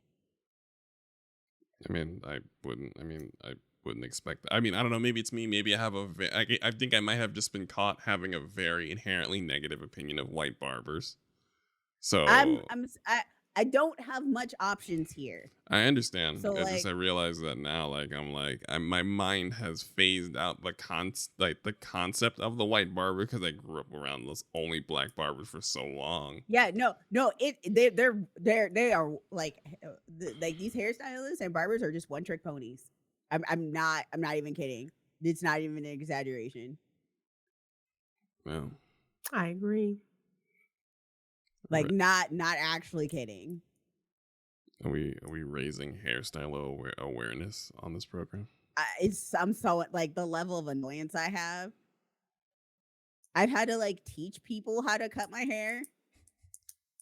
Like they be like they be looking and I put warnings inside of like when I schedule appointments. I put warnings. I'm like if you are not comfortable or if you have not cut black hair, you need to reschedule me.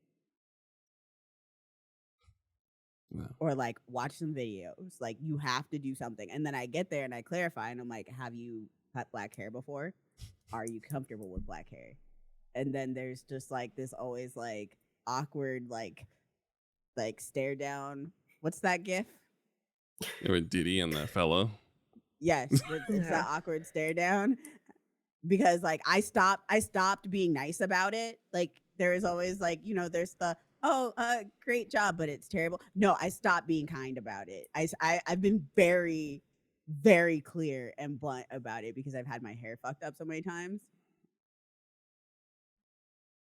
I had one shave like on like when I have like because I have like a very severe side shave on like both sides, and they like somebody put like a square back, and it's supposed to be like round and smooth. I went to another barber just to like, can you fix this because I ruined my hair? And they went, can I fix this blobby thing in the back here? And I'm like, please, that's why I'm here.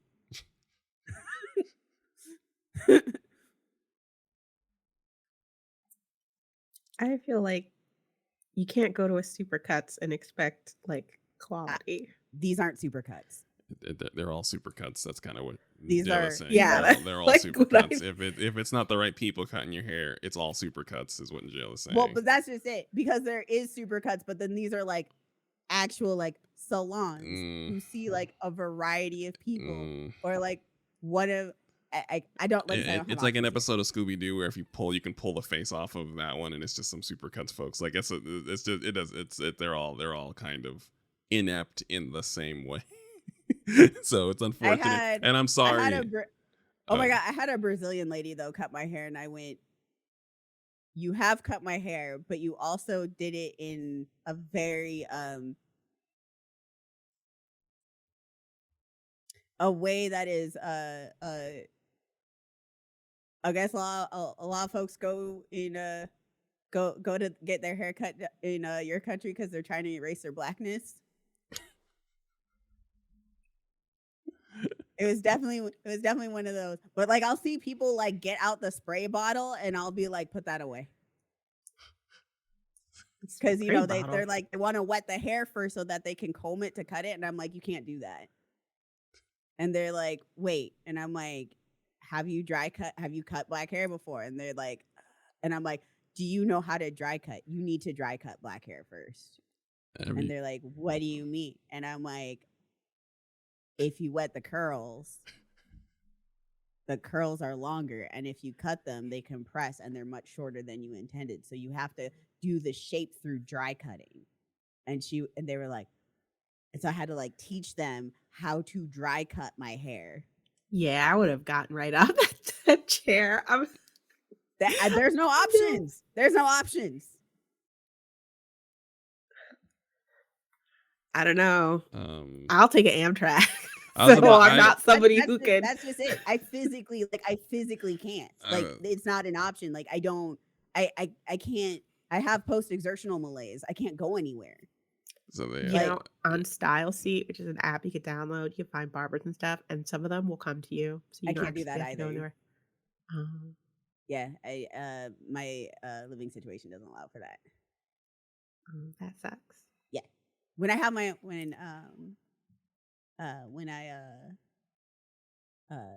I'm gonna have to like get my own place at some point. I mean that I'm gonna be doing that, and I'm gonna be doing that. I'm gonna have them come to me, but yeah, like I can't take a 5-minute walk without like falling out for 3 days. that's what came to That mind. makes options much smaller. Right. Yeah, so like it's got to be within like if I go anywhere, it has to be like relatively close. Like I can't do long walks. I have to like the bus has to go from my place to like around the corner from wherever I'm going. Like I have an internship, and the campus is like really close to me, but like even going to my internship, which I'm only on campus for 3 hours, so like taking an 8-minute bus ride, sitting on campus for 3 hours, and then coming back makes me sick. So it's limited. So like the current person that I go has cut black hair, and they used to work at a salon that was in West Seattle, and they knew how to cut black hair and how to dye black hair and do all the funky stuff. That's when my hair looked the best, is when I was going over there. But I like the chronic pain and like trying to get to West Seattle and back just became too hard. But she ended up starting her own place, and so it's closer. It's in Cap Hill, and so I go there. Okay. But yeah, I've had quite the barber journey. I can tell you're like this is a harrowing tale of survival and an adaptation. Did you just say harrowing? Yeah. Go fuck yourself. All right. Well, I mean, what am I supposed? I mean, I'm sorry. All right, I'm sorry that I have the gift of cab bacon. I didn't mean to. You know, it's just. I mean, you were talking about great segues. It was capital. I mean, I'm sorry, but you're not even sorry. You're grinning. Go fuck yourself. You're pleased as punch right now. It's a nervous grin because I don't want to offend you. You've got the Cheshire Cat face. What? I just have very high cheekbones like a predator. It's fine. Oh. It's very high cheekbones. Very high. I hate this. I'm so sorry. The predator's actually modeled after Aaron. He's got locks and cheekbones. Oh yeah, listen. And he's tall. I used to tell people. I used to threaten people. I was like, listen, because they talk about Halloween, and they would be like, I would tell people if you this is like years ago. I'd be like, if you suggest I be a predator for Halloween, I'm gonna block you on everything, even if I know you. I'm going to block you, because it's do that. I feel like just typing you should be the predator on Halloween is just as bad as typing you should be a predator on Halloween. The black folks will do it. So it's not like so white folks won't do it, but black folks will say it because they think they can, and they can, but they can't for different reasons. So understand. I've had these locks for several years, so I've absolutely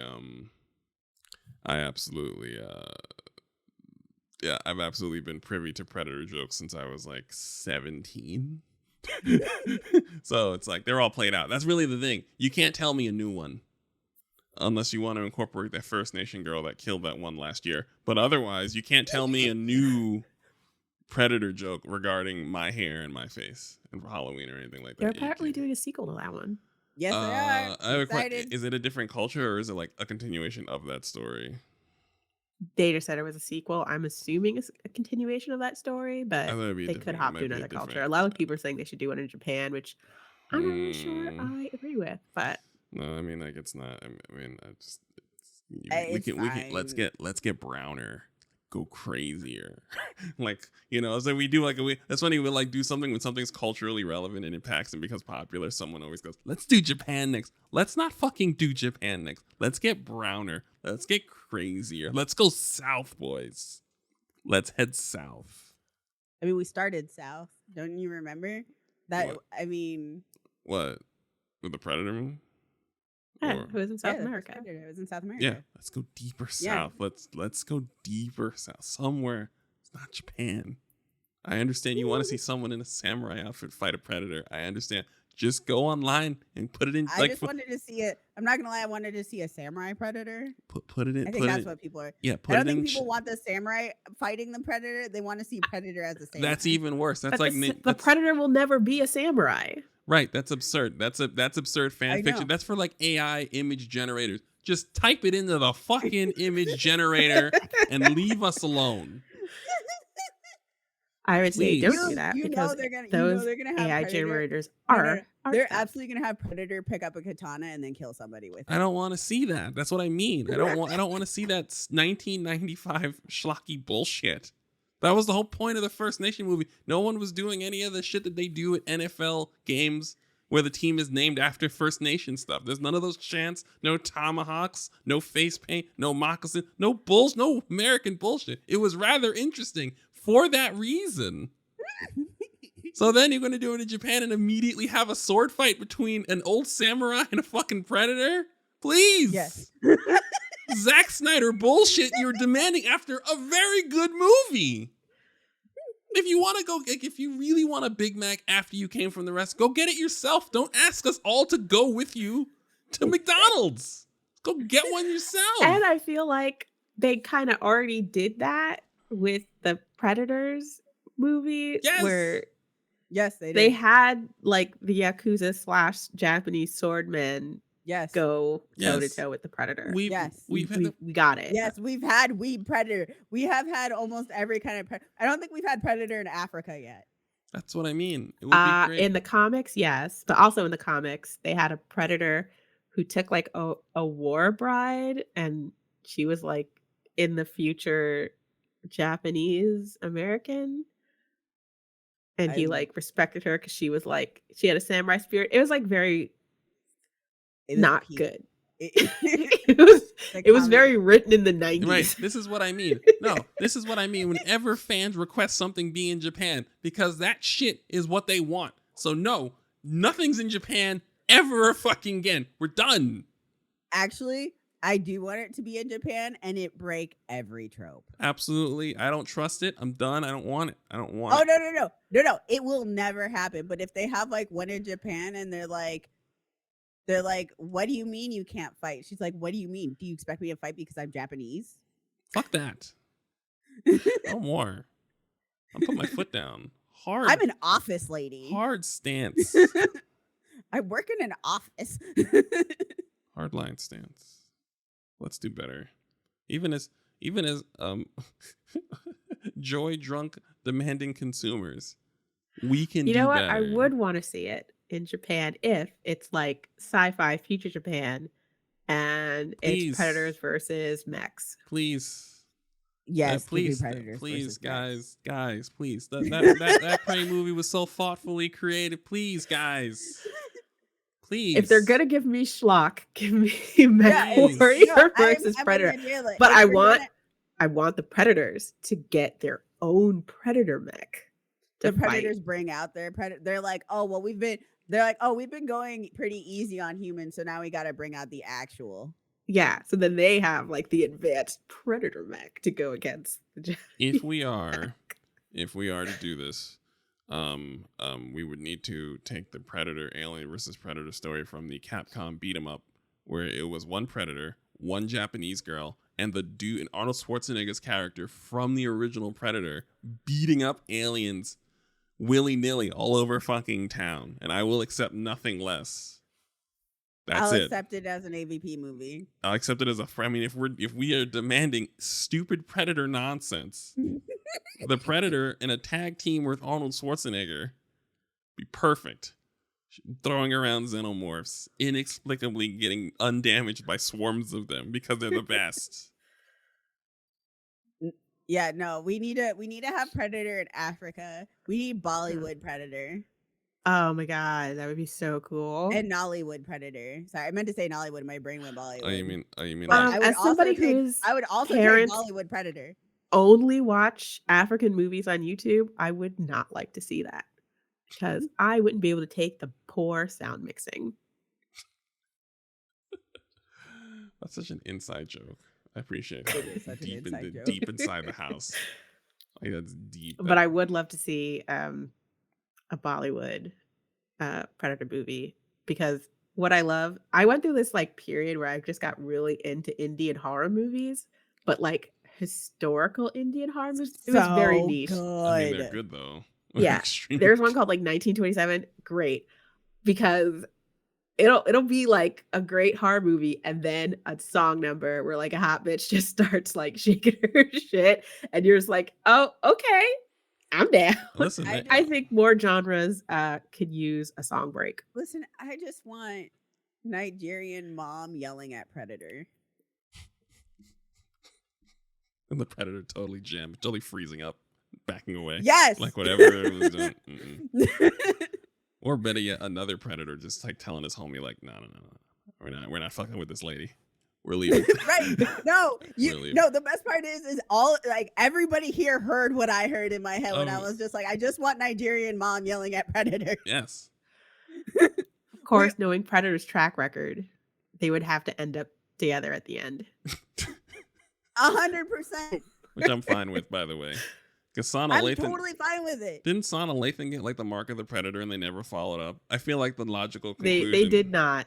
They did not. She did get the mark of the Predator, but Because yeah, I feel like it was going to start a line of questioning that people didn't want to get into.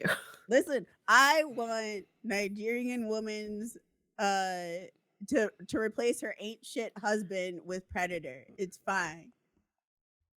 I'm with it. I also would like her to get the mark of the predator, so it's like an even Yeah, cultural absolutely exchange. gets the mark of the Predator. Right, an actual even Her cultural. weapon of choice just has a slipper, Yes. really accurately throwing it. Well, then we're gonna. I mean, Oh my god, not the slipper. So that the slipper is a cross cultural reference because like it's so great. Like half of like my Final Fantasy 14 raid static is from from Latin American countries. So or of Mexican descent. And so like when we're talking about like chancla throwing, like it is a cross cultural reference. And so But I feel like, because I would say that's a very like African and very Caribbean old lady thing. Oh no, But like I feel like like it feels global. It is the throne slipper is global, and I when you're done baking, I will suggest, because this is actually the weirdest. This is the wildest idea. Like if I was, first of all, this would work. Then I would also need to fund it myself and be like rich. But please continue. I'll explain when you're done baking. Yeah, I'm like you know when you were in trouble and like sometimes like you'd even like run the corner and like the thing would just like round the corner and beat you in the back of the head and you're like, ow. Trauma. I've triggered like so many people. I would like to tell an exaggerated history of the chancla across multiple cultures, like whole ass exaggerated action movies about Please do. about what it means in each culture, but everyone who wields it is somewhere in like a Crouching Tiger, Hidden Dragon, like wire swordsman. Absolutely fucking nonsense. Absolutely would not. You're drunk. But my Nollywood Predator movie, this would fit in. Absolutely. Now it fit in the Nollywood Predator movie. It would fit in the Nollywood Predator movie. It would. Also, because I feel like the Predator would learn how to throw the chancla by the end of it, and again, cultural exchange. So yes, that would be. That's how he's gonna learn that he fits in with the family, and he's finally accepted. Yeah, right. No. She's correcting him on his throw. Like you have to curve it more. Right. That'd be a perfect end because there's no reason for them to die or disappear. Like we've established that a Terminator can take a wife and be Carl. So then a Predator can definitely train with an old Nigerian woman or something. Can definitely learn extra tricks, learn how Earth works. At the end of the Nollywood Predator movie. This Oh. episode is absolutely all fucking over the place, and it's probably going to be one of my favorite episodes. I mean, this is absolutely valid. I mean, these are not any better or worse than any of the other Predator ideas that have actually gotten to film. I mean, a Nollywood Predator movie would at least make some noise versus like what other Predator movie besides a very good one like Prey would work? If they made another more knucklehead one, it wouldn't work. So like we actually like if we're gonna make a schlocky Predator movie, we're actually on the right track. No one's gonna watch another schlocky American Predator movie You know ever what? again. Also make a great Predator movie. Filipino exploitation. Yes. Yeah. So yes. it's like Yeah. real homoerotic. Yes. Oh my god, I love it so much. Nigella.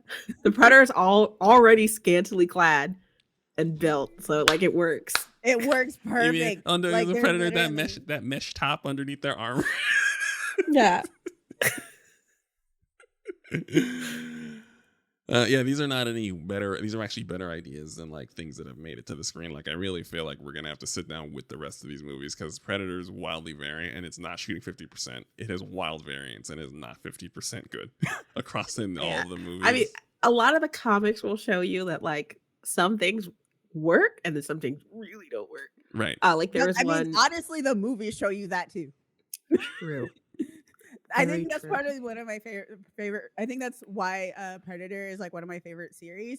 It is bonkers and just all fucking over the place, and they're just like, let's just try something. Aliens versus And it aliens. Works or doesn't. Aliens and Predators are the type of thing where if you see the cover of a comic book, and depending on where it is, you go, oh, that seems like a problem for them. I wonder how they're going to handle it. Like, it doesn't matter. Like Predators and landing in France, you go, oh, that's maybe a problem for the French police. Let's see how they handle it. Or xenomorphs in like California, you're like, oh, who let them in Los Angeles? Oh, now they're going to handle it over there. And that just becomes Exactly. the reason why you just buy and absorb the media. Is like, oh, that doesn't seem like a Batman in Gotham City. Wow, I want to see a Batman take a Predator. That seems like a lot for old Bruce. Let's see how he handles this. Wait, didn't they do Batman? They versus- did. They also did Batman They versus did. Xenomorphs as well. They did. Yes. So, Yeah. you know, again, it's just funny how that I works. actually feel like Batman is the best character to do that with because I Yes, feel like when they actually. go, but with superheroes, it usually does not come out interesting. Like I did not like Deceased and I did not like Marvel Zombies. No. It doesn't quite make sense given certain once a certain subset of powers being caught, a certain subset of people being bit by zombies with a certain combination of powers and infrastructure make no sense. And it's not as interesting. That's why Batman is probably the most interesting to deal Yeah, with. I feel it works back because he's at the end of the day, he is a guy. He's a guy, and He's also just a guy with money. and also his plot nonsense is in line with Predator and Xenomorph plot nonsense. Like if you ever want to pick one-to-one the proper hero to have be written all over the place to deal with another group of people written all over the place, the Xenomorphs and Predators are like one-to-one. Anything either party does in response to each other is above board, and we accept as the reader. Doesn't matter what it is. So Yeah. 'Cause yeah, I feel like Superman versus Predator, it's not fun. that's not It's fun. not fun. That's not it's fun. just like you just watch that to watch two people punch each other. I mean, it would be one of those things where they have to do the thing where they write Superman inexplicably weaker or more a buffoon. In which case, he's for him to be in like a tussle with a Predator, like it doesn't make the Predators are ground bound. Like I don't see the But problem. it's like Clark. he's well, it's also because Clark isn't as awful people as we are. Because like if I was him and a Predator was acting up, I'm just gonna throw him into the sun. Like, how are you not solving all your problems I mean, like that? I can see him. I can see him at all time. So yeah, I'm just gonna have to give him up behind. I mean, I'll give him the sleeper and maybe like give him to like Amanda Waller or something to look at. But like, I'm not like if like Oh, that's the last person I'd give that to. right. It's something like if That I'm is gonna the have first to. person I'd give that I mean, to, I have to. Because I am made of chaos. Right, I have to give it to Amanda Waller. Like, I'm not gonna give it. I'm gonna give it to Lex Luthor. So I can no. I'm absolutely giving Predator to Amanda Waller.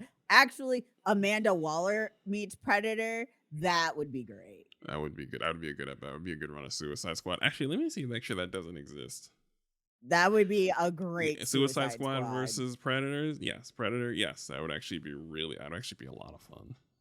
That would Yeah. be really good. But yes.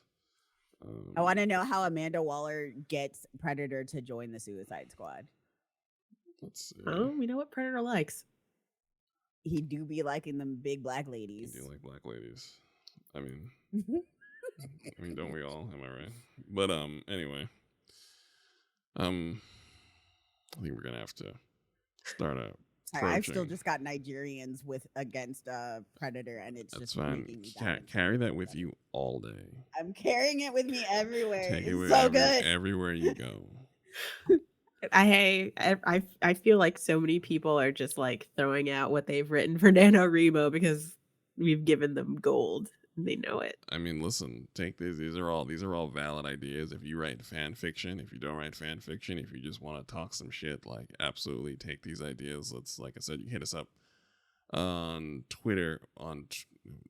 When do we stop calling it Twitter? Like, I don't want to. I'm not even on Twitter anymore. Like, I mean, I'm there, but I'm not. Well, nobody's. And Yeah. everybody is calling it Twitter. Nobody. I'm is never giving- not gonna call it Twitter. I fucking refuse. That He seems can to go be fuck the himself. that seems to be the general consensus. Okay. Anyway, we're on Twitter at UN Fridays. That's like United Nation Fridays, but not. We UN also Fridays. have a Patreon. Yeah. We do. And if Yeah. you subscribe to our Patreon, you can join our Discord. Yeah. Where I post my excellent Sim 4 screenshots. I'm posting screenshots for whatever the fuck I'm in there. Also, you can help us write more Predator scripts. Yeah, like somebody should be giving us money because we will bring the franchise back. I mean, I believe in our ideas. I wonder what that. Yeah. I wonder how would that work? Because like, would they allow us to make one stupid Predator movie and then one really intelligently made Predator movie like in sequence? I think the way that Predator movies are made are mostly from people who just love Predator. So Yeah. it goes either direction. I think if you like beg hard enough, they just let you make one. I mean, yeah, I feel like the rights to Predator are so like fast and loose that like it doesn't matter like what you do with it. People will show up because it's Predator. Yeah. So then we're probably go. I mean, we are also in the age of the superhero like franchise. So whenever a movie does well now, we then will run it back, which is why we're gonna get like another Prey like movie in quality. I imagine like they're not going to then have Predator like German suplexing someone, right? I feel like they should just give it like make a good one and then get a little goofy with it at the same time. Give people choices. Yeah. Diversify the portfolio. Have my gay Benoit exploitation Predator movie, Oh my God. which is gonna be a crowd pleaser. Oh my God. Everybody will like it. Literally everybody. Like Predator thirst trap. Predators are already a thirst trap.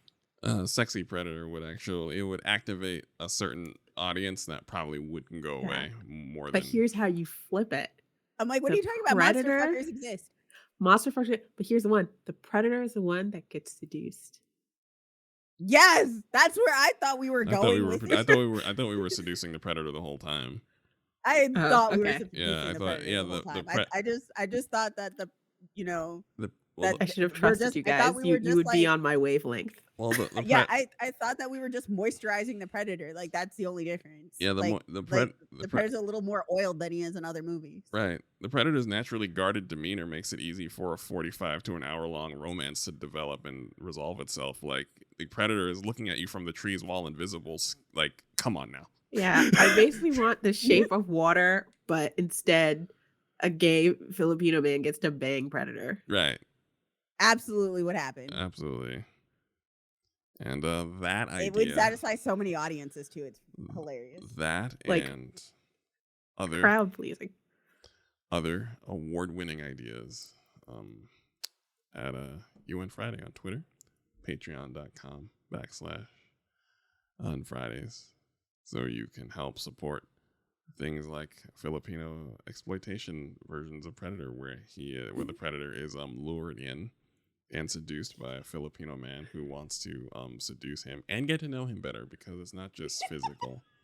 He wants to know about where he's from, because predators all seem like they're very much about their business. Do they unwind? Who do they speak to? How do they decompress? Do you need a partner at home? Do you have them? Does everyone hunt? Do you just want to sit down in silence, predator? Like, these are all very important things for that Filipino man to uncover over the next 95 minutes. I think that's our show, everyone. Good show. Good job. Thank you guys for listening.